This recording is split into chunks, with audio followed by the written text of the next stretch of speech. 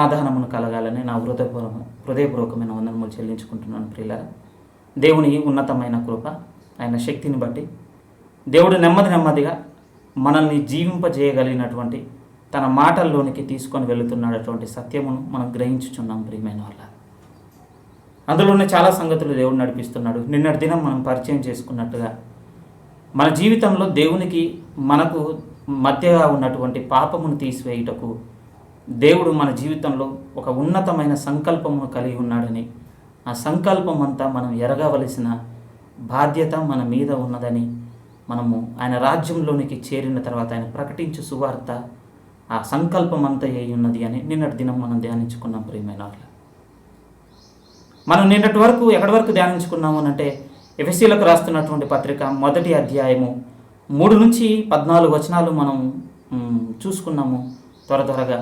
But మీరందరూ నిన్నటి దినం నుంచి కొద్దిసేపు దాన్ని ధ్యానించున్నారని నేను నమ్ముతున్నాను. ఎందుకనంటే ఆ అధ్యాయంలో ఉన్న భాగం మనకు అర్థమైతే సంకల్పం మనకు తెలిసిపోయినట్లే. ప్రియమైన వాళ్ళ, నేను దేవుని వేడుకుంటున్నది ఒకటే, ఇప్పటికి కూడా రైట్ నా మనసులో ఏమిటి అంటే, ఈ దినపు వర్తమానం నా బుద్ధి చేత, నా వాక్చాతుర్యం చేత మీ మనసులోనికి అయితే రాదు. ప్రియమైన వాళ్ళరా, మీరు నేను ప్రత్యక్షత కలిగిన మనసును ఖచ్చితంగా అడగవలసినదే.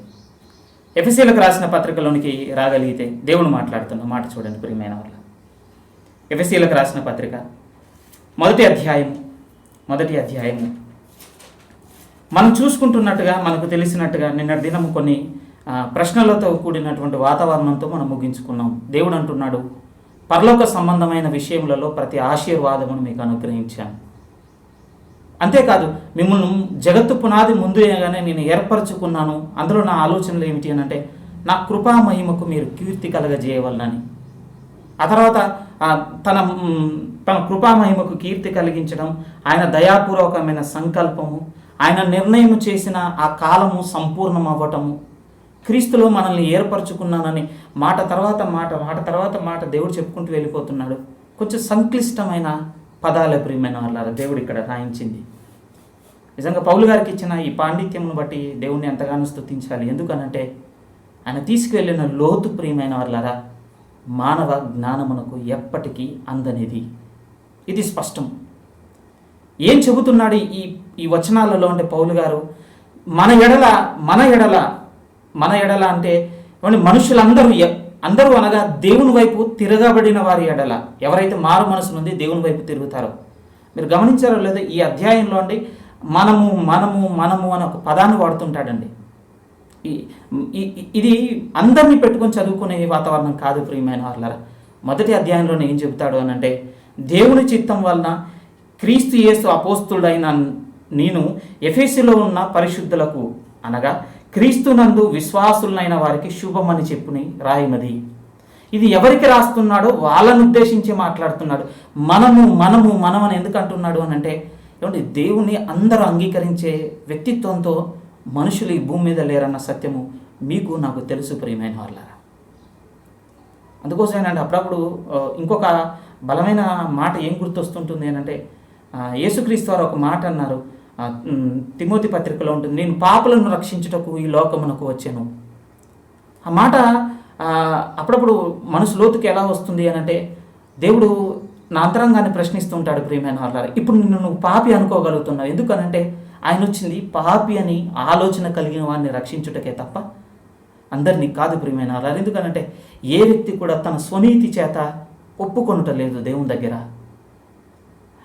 నిజమే, నేను దేవునికి విరోధిని, దేవునికి హేయమైనవి నేను చేస్తున్నాను, నాకు తెలుసు, నేను పరిపూర్ణంగా అంగీకరిస్తున్నాను, నేను మంచి చేసినా చెడు చేసినా అది రెండో విషయం. నేను ఆ పరిశుద్ధుని దృష్టికి పాపిని అన్న ఆలోచన అతి తక్కువ మందిలో వస్తుంది. అందుకోసమే దేవుడు అంటున్నాడు, ఎవరైతే ఒప్పుకోగలరో మనసంతరంగంలో నుండి వాళ్ళని రక్షించుటకి నేను వచ్చి ఉన్నాను.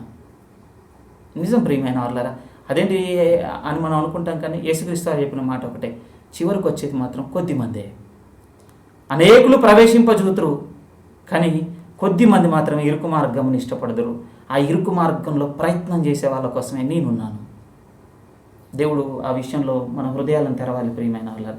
ఈ ఎఫెసీ 1వ అధ్యాయంలో కూడా మనం అన్న పదాన్ని వాడుతున్నాడు. ఎందుకనంటే పౌలు గారు ఒక బలమైన సంగతిని ఆనాడు ప్రభు వైపు తిరిగిన వాళ్ళకి చెబుతున్నాడు, ఈరోజు మనకి చెబుతున్నాడు. ఏమని అంటే, మన ఎడల పరలోకమందున్న తండ్రికి ఒక సంకల్పం ఉన్నది.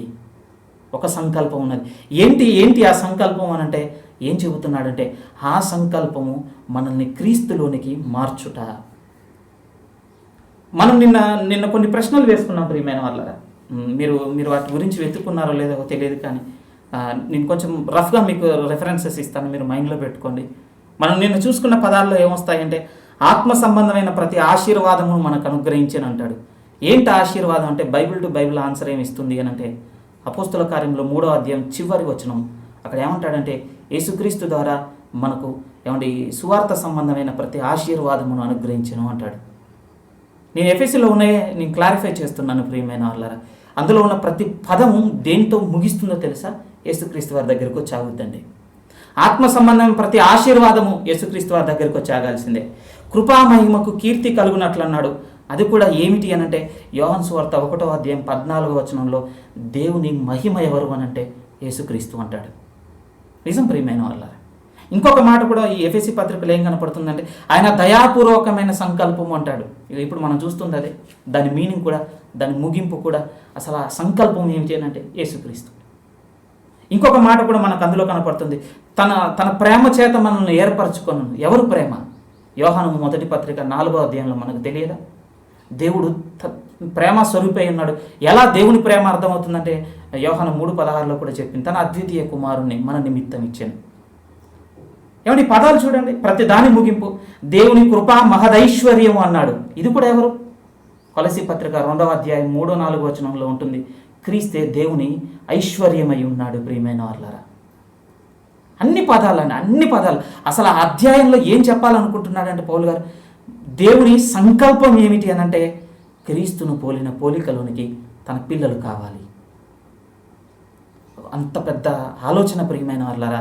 దాన్ని అర్థం చేసుకోవడానికి ఎలాంటి పదాలు వాడాలి, ఎన్ని రెఫరెన్సులు ముందు పెట్టుకొని ఆ అధ్యాయాన్ని చదువుకోవాలి అంటే, పదానికి ఇంకొక దగ్గర ఇంకొక మాట ఉంటుంది, ఇంకొక సందర్భం ఉంటుంది, ఆ సందర్భంలో ఇంకొక ఎక్స్ప్లెనేషన్ ఉంటుంది ప్రియమైన వాళ్ళారా. ఇంకొక పదం కూడా అందులో, కాలము సంపూర్ణమై ఉన్నప్పుడు ఆయన జరగవలసిన ఏర్పాటు అన్నాడు కదా. మీరు చదివారు కనుక నేను ఆ పదాలు రిఫరెన్స్ చూపించట్లేదు. కాలము సంపూర్ణమైనప్పుడు జరగవలసిన ఏర్పాటు ఏంటి? గలతీ పత్రిక 4వ అధ్యాయంలో ఉంటుంది, ఆయన కాలము పరిపూర్ణమైనప్పుడు స్త్రీ యందు పుట్టి, మళ్ళీ యేసుక్రీస్తే. ఇంకా మళ్ళీ అన్నాడు, దేవుని చిత్తము గురించిన చిత్తమైన మర్మము అన్నాడు. ఎవరు ప్రియమైన వాళ్ళారా? కొలసీ పత్రికలోనే ఉంటుంది, ఎఫెసీ పత్రిక 3వ అధ్యాయంలో కూడా ఉంటుంది. ఆ మర్మం ఏదనగా క్రీస్తు. నేనెందుకు ఇంతగా చెబుతున్నాను అనంటే, దేవుని సంకల్పం ఏమిటి అనంటే, మన ఆలోచనలు కావు, మన ఉద్దేశాలు కాదు. బైబిల్ ఏం చెబుతుందో అది మనకు స్పష్టంగా తెలియాలి. అండి, వాక్యం నుంచి బయటికి వెళ్ళి మనం ఎంత పెద్ద కోటలు కట్టినా అది బాబేబులు గోపురాలు అవుతాయి తప్ప పరలోక సంబంధమైన నివాసాలు అవ్వవు. మన ఆత్మీయ జీవితంలో చెదరగొట్టబడతాం ప్రియమైన వాళ్ళారా, చెదరగొట్టబడతాం. ఒక సమయం వచ్చిన తర్వాత దేవునికి మనం అంటే నచ్చదు, మనల్ని విడగొడతాడు, విసిరేస్తాడు. దాని అర్థం ఏమిటంటే, నేను చెప్తున్నాను, వ్యక్తులతో కాదండి. వ్యక్తులు మనతో భలే పెనవేసుకుంటారు. దూరం అయ్యేది ఏమిటంటే, తండ్రి దూరం అయిపోతాడు ప్రియమైన వాళ్ళారా. యేసుక్రీస్తు ఇక మనకు వెల్లడిపరచబడ్డు, పరిశుద్ధాత్ముడు మనల్ని నడిపించడు. ఇక వీళ్ళు దూరం అయ్యేది మన జీవితంలో. మరి ఏం చేయాలి దేవా నేను అంటే, మీరు వాక్యం ద్వారా కట్టుకోండి, నెమ్మదిగా చదవండి. మీరు అర్థం కాలేదని దాన్ని మూసేయకండి. ఎందుకంటే అసలు పరిశుద్ధాత్మను మీకు అనుగ్రహించిందే మిమ్మల్ని అందులో నడిపించుటకు. కొరింథీ 2వ అధ్యాయం మనకు ఎన్నిసార్లు అయినా గుర్తు చేసుకోవాల్సిన మాట. దేవుని ఆత్మే ఆ సంగతులను మనకు తెలియపరచుచున్నాడు. ఇప్పుడు ఈ ఎఫెసీయులకు రాసిన పత్రిక 1వ అధ్యాయం ఈ 3-14 వచనాలు మనకు చదివితే అర్థమయ్యే సారాంశం ఏమిటి అంటే, ప్రియమైన వాళ్ళారా, ఏమాత్రం సంకోచం లేకుండా చెప్తున్నాను. దేవుడు మన ఎడల కలిగి ఉన్న సంకల్పం ఏమిటి అని అంటే, క్రీస్తు ఏ విధంగానైతే ఉన్నాడో అలాంటి పిల్లలే తనకు కావాలి. ఇప్పుడే దేవుడు మనల్ని అడుగుతున్నాడు, మీరు ఈ ఆలోచన కలిగి ఉన్నారా? మీ సంకల్పం మీరు ఇలానే అర్థం చేసుకున్నారా? ఏమో ఒకప్పుడు సరైన రీతిగా నేను బైబిల్ చదువుకోకపోవడం వల్ల నాకు ముసుకే ఉంది నా మనోనేత్రములకు దేవుని వాక్యములకు మధ్య. కానీ ఇప్పుడు దేవుడు తన ముసుగును తీసిన తర్వాత క్రీస్తు సువార్త ప్రకాశము కనపడుతున్నది. క్రీస్తు సువార్తలో ఏముంది అంటున్నాడు అని అంటే, దేవుడు అంటున్నాడు, అదే ఎఫెసీ 1:11 నేను చదువుతున్నాను మళ్ళీ. చూడండి ప్రియమైన వాళ్ళ, ఎఫెసీలకు రాసిన పత్రిక 1వ అధ్యాయం 11-12 వచనాలు. క్రీస్తు నందు ముందుగా నిరీక్షించిన మనము తన మహిమకు కీర్తి కలగజేయవలనని దేవుడు తన చిత్త ప్రకారమైన సంకల్పమును బట్టి మనలను ముందుగా నిర్ణయించి, ఈ పదం గుర్తుపెట్టుకొని ప్రియమైన అట్లా నిర్ణయించి ఆయన యందు స్వాస్థ్యముగా ఏర్పరిచెను. దానికి ఒక నెంబర్ వేసి మనకు ఒక స్వాస్థ్యమును ఏర్పరిచెను అంటున్నాడు. ఆయన నిర్ణయం ఏమిటి అని అంటే మనకు ఒక స్వాస్థ్యం ఏర్పరిచాడు. ఆ స్వాస్థ్యంలోనికి మనం వెళ్ళాలి.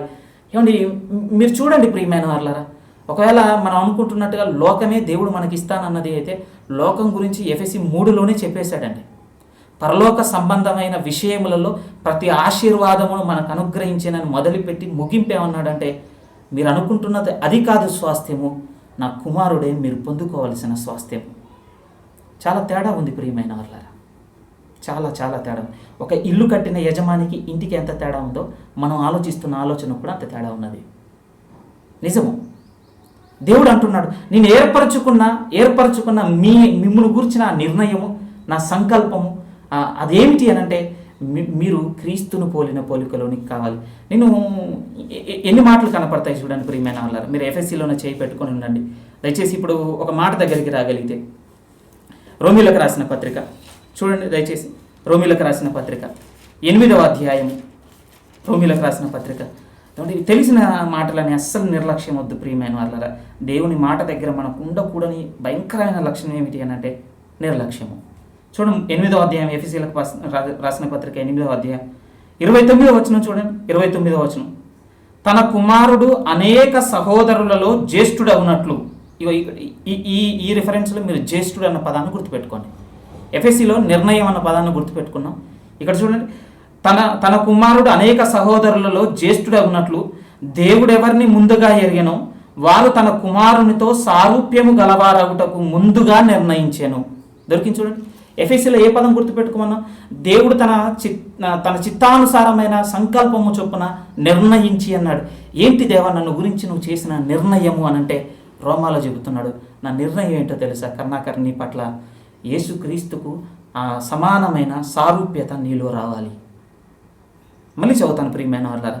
ఎంత పెద్ద ఇంపార్టెంట్ రిఫరెన్స్ అంటే ఇక బైబిల్లో అండి, మీరు అనుకోండి ఇది గోల్డెన్ రిఫరెన్స్ అనుకోండి, డైమండ్ రిఫరెన్స్ అనుకోండి, మీరు ఎంత పెద్ద విలువైన దాంతో పోలుస్తారో ఇంక ఇది తప్ప ప్రియమైన వాళ్ళ మిగిలినవన్నీ దీని తర్వాతే. ఇంక ఏదైనా కానివ్వండి దీని తర్వాతనే మన జీవితంలో.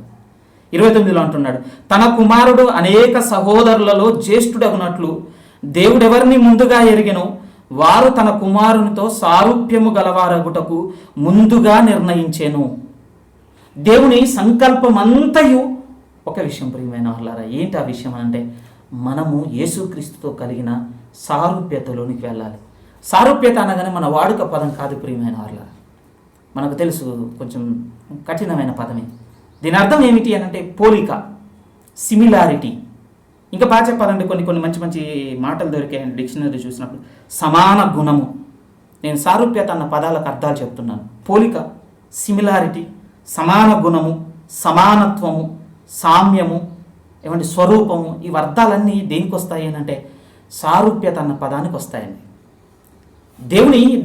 దేవుని సంకల్పం మన పట్ల ఏమిటి అని అంటే నా కుమారునికి సమానమైన పోలిక మీకు రావాలి, నా కుమారునికి సమానమైన గుణము మీకు కలగాలి, నా కుమారునికి సమానమైన స్వరూపము మీరు కలిగి ఉండాలి. ఏం గుర్తు చేస్తున్నాయి చెప్పండి ఇవన్నీ? ఏం గుర్తు చేస్తున్నాయి ప్రియమైన వాళ్ళారా? దేవుని దయాపూర్వకమైన సంకల్పము. ఆయన సంకల్పం అంతా ఏమిటి అని అంటే మనల్ని తన కుమారునిలా మార్చుకోవడము దేవుని సంకల్పం ప్రియమైన వాళ్ళారా. ఎందుకు మారాలంటారా? మనం నిన్న ఒక మాట చెప్పుకున్నామండి. మన జీవితంలో దేవునికి మనకు మధ్య పాపము, మీరు ఊహించండి ఒకసారి, యేసుక్రీస్తు నందు పాపమును మీరు ఊహించుకోగలరా ప్రియమైన వాళ్ళారా? దేవుడు కూడా అదే అంటున్నాడు. ఆయన ఎలాగైతే పాపము లేనివాడుగా ఉన్నాడో భూమి మీద, నా సంకల్పం కూడా అదే. మీ పట్ల నేను కోరుకుంటున్నది ఏమిటి అంటే మీ యందు కూడా పాపము లేకుండా నాకు కావాలి. ఏదో మిరాకిల్గా చేంజ్ అయిపోతాం, ఏదో రూపం వచ్చి మనల్ని దొడుక్కుంటుంది. ఇక ఆ తర్వాత అదేదో వాటర్ రెసిస్టెంట్ లాగా, అంటే నీళ్ళలోకి వెళ్ళిన నీళ్ళలో అది తడవదన్నట్టుగా ఏదో రెయిన్ కోట్ లాంటిది ఏదో మన మీదకి వస్తుంది. ఇక పాపం అనే కరెంటు మన మీదకి పాస్ అయినా కూడా మనకు షాక్ కొట్టదు. ఆ ఇమాజినేషన్లు కావు ప్రియమైన వాళ్ళ. నేను ఎందుకు ఆ మాట అంటున్నాను అంటే కొంతకాలం క్రితం వరకు నాకున్న ఊహ ఏమిటి అని అంటే నేను ఏదో విధంగా ప్రభువుని నమ్ముకున్నాను, బాప్టిజం తీసుకున్నాను, అవును, ముగ్గురు నామాన్నే తీసుకున్నాను, సరిగ్గానే నన్ను ముంచారు, నేను సరైన దారిలోనికి వచ్చాను, సత్యము సత్యం అంటున్న మాటలు విన్నాను, అమ్మయ్య నేను చచ్చిపోగానే రెప్పపాట్లో నేను మారిపోతానట, ఇక బాగుంటానట, ఇక నాకు కష్టం ఉండదు, నాకు కన్నీళ్ళు ఉండవు, నేను ఉండే చోట బంగారు రోడ్లు, ఈ ఊహ ఆలోచన. బట్ ఒక్కసారి అనిపించింది ప్రియమైన వాళ్ళారా, ఇక్కడ మారని నా అభిప్రాయం, నేను పరలోకం పోయినా కూడా మారను. ఇక్కడ దొంగగా నేను మారని నా వ్యక్తిత్వం, నేను పరలోకం పోయినా కూడా దొంగతనం చేస్తాను. ఇక్కడ వ్యభిచారిగా మారని నా స్వభావం, నేను పరలోకం పోయినా నో డౌట్, నాకు పరిపూర్ణమైన నమ్మకం ఉంది ప్రియమైన వాళ్ళ. నేను మిమ్మల్ని ఒత్తిడి చేయడం లేదు. ఇక్కడ మారని నేను, అక్కడ కూడా నేను నా వలె ఉంటాను. అందుకోసం దేవుడు అంటున్నాడు, ఏమంటే ఈ చిన్న మాటలు కావండి, నాకు నేను భారమైన మనసుతోనే మీకు చెబుతున్నాను, ఇది ఎరగండి ప్రియమైన వాళ్ళారా. ఎందుకని అంటున్నాడు అంటే, ఆయన సంపూర్ణతకు సమానమైన సంపూర్ణతలోనికి, ఆయన స్వారూప్యతలో మనల్ని కూడా మార్చుకొనుటకు నిర్ణయం అన్న ప్రీ డెస్టిన్ అంటున్నాడు. దేవుడు భవిష్యత్తు జ్ఞానంలో మనల్ని ఎన్నుకున్నాడు ప్రియమైన వాళ్ళారా. ఏమన్నా ఇప్పుడు స్తుతిద్దామా, యేసుక్రీస్తులా బతకలేమని భయపడదామా చెప్పండి. దేవుడు ఏమంటున్నాడు అని అంటే, నేను నీ భవిష్యత్తు జ్ఞానము, నువ్వు బతికే జీవితం కొనవరకు నేను చూశాను, నువ్వు క్రీస్తులా మారాలన్నా ఆ సత్యంలోనికి నువ్వు ప్రవేశించిన తర్వాత కర్ణాకర్ నీతో చెబుతున్నాను, ఇప్పుడు నువ్వు నన్ను బట్టి సంతోషపడతావా? యేసుక్రీస్తు జీవితం పాపం లేనంత ఉన్నతంగా ఉందని, అమ్మో అలా బతకలేనని భయపడతావా? నాకేమనిపించిందంటే ప్రియమైన వాళ్ళారా, అది చూస్తే కొండలా ఉంది, కానీ ఇటువైపు చూసి తండ్రిని చూడగానే అనిపిస్తుంది, తండ్రి నన్ను నీ భవిష్యత్తు జ్ఞానంలో నన్ను చూసుకొని ఉన్నావా? నన్ను నువ్వు చూసుకొని ఈ సత్యమును ఎరిగితే నన్ను స్వతంత్రుని చేస్తానని నువ్వు చెబుతున్నావంటే నేను నిన్ను నమ్ముతాను తండ్రి. నా మనస్సాక్షి భయపెడుతున్నది, కానీ నిన్ను చూస్తే మాత్రం నాకు నిరీక్షణ కలుగుచున్నది. ఏ నిరీక్షణ అంటే, దేవుని సంకల్పం అంతా నా యందు నెరవేరుతుందని నా తండ్రి తన భవిష్యత్తు జ్ఞానంలో నన్ను నియమించుకొని ఉన్నాడు. నిజం ప్రియమైన వాళ్ళారా, అప్పుడు అనిపించింది కొన్ని నెలల క్రితం, రోమపత్రిక 8వ అధ్యాయం 29వ వచనం, అసలు ఇక జీవితపు ఏమండి నేను వెళ్ళవలసిన నా డెస్టినేషన్ దొరికిపోయినది మనందరికీ. నేను మళ్ళీ చదువుతున్నాను ఆ మాట చూడండి. రోమీయులకు రాసిన పత్రిక 8వ అధ్యాయం, నేను దేవుని సంకల్పం అంతా ఏంటో చెబుతున్నాడు దేవుడు. తన హోల్ కౌన్సిల్ ఆఫ్ గాడ్ ఏంటో రివీల్ చేస్తున్నాడు ప్రియమైన వాళ్ళారా. ఏమంటున్నాడంటే, తన కుమారుడు అనేక సహోదరులలో జ్యేష్ఠుడగునట్లు దేవుడు ఎవరిని ముందుగా ఎరిగెనో వారు తన కుమారునితో సారూప్యము గలవారగుటకు వారిని ముందుగా నిర్ణయించాను. నిర్ణయం అయిపోయిందంట ప్రియమైన వాళ్ళారా. అయ్యో లేదు నేను యేసుక్రీస్తులా బతకలేనని మనం వెనకడుగు వేసాం అనుకోండి, నిర్ణయంలో నుంచి బయటికి వెళ్ళిపోతాం. మన స్వతంత్ర నిర్ణయం ఉంది చూడండి, మనకి ఇక్కడ కూడా చాయిస్ పెడుతున్నాడు. నీ ఎంపిక ఏంటి కరుణాకర్? నీ ఎంపిక ఏంటి? ఆయన వల్ల నడిచే ఎంపికనా? అది నా భవిష్యత్తు జ్ఞానంలో కనపడుతున్నావు. లేదు నేను అలా బతకలేనని వెనక్కి వస్తావా? ఇది కూడా కనపడుతుంది కరుణాకర్. నువ్వు ఎక్కడ ముగించుకుంటావు? నేను విడిచిపెట్టిన లోకంలో నీ జీవితం ఆగిపోతుంది. దేవుని సంకల్పం ఇదే ప్రియమైన వాళ్ళారా. ఏమిటి అని అంటే, క్రీస్తులోనికి మనల్ని మార్చుట.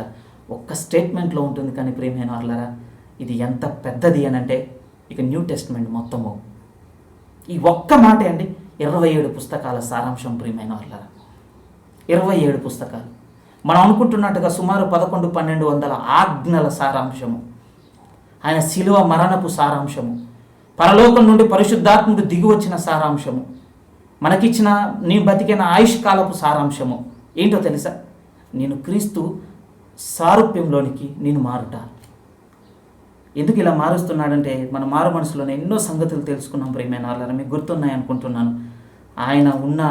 ఆయన గుణ లక్షణాలే పరలోకంలో ఉండే వాతావరణం తప్ప మన గుణ లక్షణాలతో ఆ లోకంలో మనం ఇమడలేము, మన ప్రభువుతో మనం ఉండలేము. అందుకోసం అంటున్నాడు, ఇది ఆయన నిర్ణయించి ఏం చేస్తున్నాడు? మళ్ళీ ఎఫెసీలకు రాసిన పత్రికలోనికి రండి ఒకసారి. ఎఫెసీలకు రాసిన పత్రిక మీరు చేయి పెట్టుకుని ఉన్నారనుకుంటున్నాను. చూడండి, ఎఫెసీలకు రాసిన పత్రిక 1:12 వచనంలో చూడండి. 12వ వచనం నీ మధ్య భాగంలో చదువుతున్నాను. ఆయన తన చిత్తానుసారముగా చేసిన నిర్ణయము చొప్పున సమస్త కార్యములను జరిగించుచున్నాడు. మన నిర్ణయం తెలుసుకున్న తర్వాత నెక్స్ట్ మనకి ఏం చెబుతున్నాడు అని అంటే, నేను ఆ నిర్ణయం, నీ జీవితంలో పెట్టిన నిర్ణయం నీ జీవితంలో నెరవేరాలి అని నేను సమస్త కార్యములను చేయుచున్నాను. ఏ నిర్ణయం నెరవేరాలని చేయుచున్నావు దేవనాలో అంటే, క్రీస్తుకు కలిగిన సారూప్యత నీలో ఏర్పడాలని నేను నా క్రియలు చేయుచున్నాను. నా వర్క్ స్టార్ట్ అయింది నీలో. అందుకోసమే ఇప్పుడు రోమపత్రిక 8వ అధ్యాయం 28లో అంటున్నాడు చూడండి. రోమపత్రిక 8:28, దేవుడు ప్రేమించు వారికి అనగా ఆయన సంకల్పము చొప్పున పిలువబడిన వారికి. మీరు చూస్తున్నారా, పదాల మాయ కాదు ప్రియమైన వాళ్ళారా, పదాలను అర్థం చేసుకుంటూ వచ్చే అద్భుతమైన దేవుని సత్యము. దేవుడు అంటున్నాడు, దేవుణ్ణి ప్రేమించు వారికి అనగా ఆయన సంకల్పము చొప్పున పిలువబడిన వారికి మేలు కలుగుటకై సమస్తమును సమకూడి జరుగుచున్నవని ఎరుగుదుము. ఎఫెసీలో కూడా అన్నాడు, ఆ నిర్ణయం చొప్పున సమస్త కార్యములను చేయుచున్నాడు. రోమపత్రిక కూడా అంటున్నాడు, నేనే సమస్త కార్యములను చేయుచున్నాను. ఎందుకనంటే నీకు క్షేమం కోసం కాదు, నువ్వు లోకంలో గొప్పవాడవుటకు కాదు, నువ్వు సమకూర్చుకొనుటకు కాదు, లోకంలో ధనవంతునికో లేకపోతే 10 మంది నీ గురించి వీటి కోసం కాదు నేను చేస్తున్నాను. నేను ఎందుకు చేస్తున్నాను అంటే ఆ స్వరూపంలోనికి మారే మనసు నీకుంటే ఆ స్వరూపంలోనికి ఎలా మారాలో నా పని చేస్తున్నాను నీ జీవితంలో. రిమైనింగ్ అంతా ఏమీ లేదండి. ఇంకా అది ఇంకొకటి చేస్తున్నాడు లోకంలో మనకు క్షేమం కలగాలని. మనకు అంత పవర్స్ ఉన్నాయంటే దేవుడు ఆ శక్తి ఇచ్చి ఉన్నాడు ప్రియమైన వాళ్ళరా, ఆ శక్తి ఇచ్చి ఉన్నాడు. వానికి ఇచ్చిన శక్తి ఎంత పెద్దదో తెలుసా? 1 కాదట 2 కాదట, ఏమంటే అన్ని పవర్స్ ఇచ్చాడు. తెస్సలోనిక పత్రిక 2వ అధ్యాయం 9, 10, 11 వచనాలు చదివితే మనకు అర్థమైపోతుందండి ఎంత పవర్ ఇచ్చాడు అని. అంటే ఇక నా చివరి అడుగు, ఆ నిత్యత్వం వేయబోయే ఆ చివరి అడుగు కూడా మోసం చేసే శక్తి ఉందండి వాడికి. మనం చాలా సులువుగా తీసుకుంటున్నాం, కానీ దేవుడు ఎంత శక్తిని ఇచ్చాడు అని అంటే మన చివరి అడుగు అంటే చివరి మన అడుగు పడేది నిత్యత్వము. ఆ చివరి అడుగు నుంచి కూడా మనల్ని మళ్ళీ గుంజుకొచ్చేంత శక్తి ఉన్నది. అదే తెస్సలోనిక 2వ పత్రిక 2వ అధ్యాయంలో ఉంటుంది. ఆ శక్తి ఎవరిచ్చుచున్నాడు అంటాడు అక్కడంటే దేవుడే వానికి ఇచ్చుచున్నాడు అంటాడు. అమ్మ ఏంటండి, అది చాలా దూరం వెళ్ళవలసిన ప్రయాణం ప్రియమైన వాళ్ళ.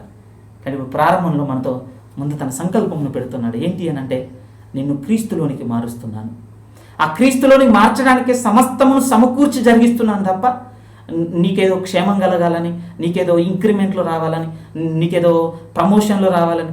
ఏమంటే దేవుడు ఏమంటే ఇప్పుడు శరీర సంబంధిగా కాదు ప్రియమైన వాళ్ళారా, మన ఆత్మీయ జీవితం గురించి ఆలోచిస్తున్నాడు.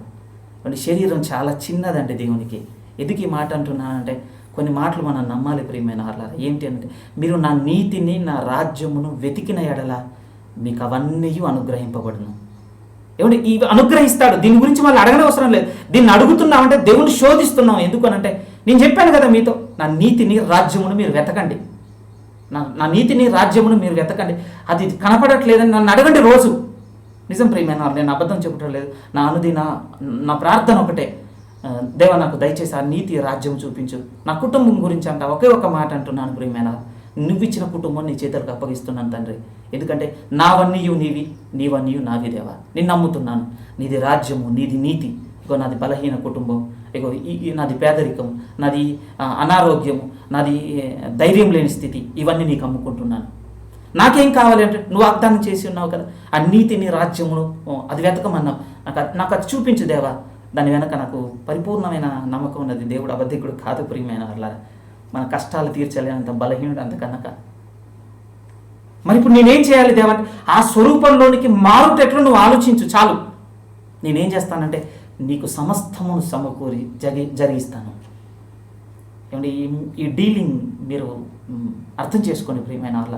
ఎందుకంటే నా కృప పరిమాణం ఇంతే, నేను దీనికన్నా లోతుకు వివరించలేను. నేను ఎంత అర్థం చేసుకొని ఉన్నానో అదే మీతో పంచుకుంటున్నాను నా విశ్వాసమును. మనము స్థిరపడదాం ప్రియమైన వాళ్ళ ప్రభువులో. ఇప్పుడు మీరు బైబిల్లో చూడగలిగితే ఎలాంటి మాటలు చెబుతున్నాడు దయచేసి చూడండి. మీరు చూడగలిగితే ఎఫెసీలకు రాసిన పత్రిక 4వ అధ్యాయం, one of the my favourite reference అండి. ఒకసారి చూడండి, ఎఫెసీలకు రాసిన పత్రిక 4వ అధ్యాయం మీరు చూడగలిగితే 4వ అధ్యాయం 11, 12 వచనాలు. ఎఫెసీ పత్రిక 4వ అధ్యాయం 11, 12 వచనాలు. ఈ పదం చూడండి, మనమందరము విశ్వాస విషయంలోను దేవుని కుమారుని గూర్చిన జ్ఞాన విషయంలోను ఏకత్వము పొంది. ఏమంటే క్రీస్తులోనికి మారాలన్న ఆలోచన తప్ప ఇంకా ఏ ఆలోచన భూమి మీద ఏ సహోదరులను కూడా కలిపి ఉంచలేదండి. నేను సాక్ష్యం ఇచ్చుచున్నాను. నేను చాలామందిని చూశాను ప్రియమైన వాళ్ళ. నాకు అర్థమైన సత్యం ఏమిటి అని అంటే చూసిన తర్వాత ఇక ఈ దారిలో ఉన్నోళ్ళు ఎవ్వరూ ఎప్పటికీ కలిసి ఉండాలండి అంతే. ఇంకా ఎందుకు అంటే నేను చెబుతున్న మాట కాదు, ఎఫెసీ పత్రిక 4వ అధ్యాయం 11, 12 వచనమే చెబుతున్నది. ఎవరు కలిసి ఉంటారట తెలుసా? చూడండి ప్రియమైన వాళ్ళారా, విశ్వాస విషయంలోను దేవుని కుమారుని గూర్చిన జ్ఞాన విషయంలోను ఏకత్వము పొంది వాళ్ళు సంపూర్ణ పురుషుల మగు వరకు అనగా క్రీస్తునకు కలిగిన సంపూర్ణతకు సమానమైన సంపూర్ణత కలవారమగు వరకు ఆయన ఇలాగు నియమించెను. ఈ దారిలో తప్ప ప్రియమైన వాళ్ళారా ఇంకొక దారిలో ఐక్యమత్యం మన వల్ల కాదండి వెతకడం. ఎందుకంటే అందులో ఉప్పొంగే గుణం ఉంటుంది, అందులో ఇంకా చాలా ఉంటాయి. లోకంలో నిరూపణ చేసుకోవాలి, సమాజంలో ఎవరిది చెప్పండి నేను చెప్పాలి. మనకు తెలుసు ఆ కోటలు ఎలాంటివో. ఆ కోటలన్నీ కూలగొట్టి దేవుడు ఏం చెప్తున్నాడు అని అంటే, అసలు నువ్వు కట్టుకోవాల్సిన కోట ఏంటో తెలుసా కరుణాకర్? క్రీస్తు కలిగిన సంపూర్ణతకు సమానమైన సంపూర్ణత నువ్వు కట్టుకోవాల్సిన కోట. అసలు నీ ఎడల నా సంకల్పం ఇది. దీన్ని బయటికి వచ్చి ఏది ఆలోచించిన ప్రియమైన వాళ్ళారా, దేవుడు ఏది పెట్టుకొని ఉన్నాడో మన పట్ల దాన్ని పోగొట్టుకుంటాము. ఒకసారి కాదు, నిన్న మనం గుర్తు చేసుకున్నట్టుగా గలతీ పత్రికలో కూడా ఉన్న మాట 4వ అధ్యాయం 19లో అంటాడు కదా పౌలు గారు.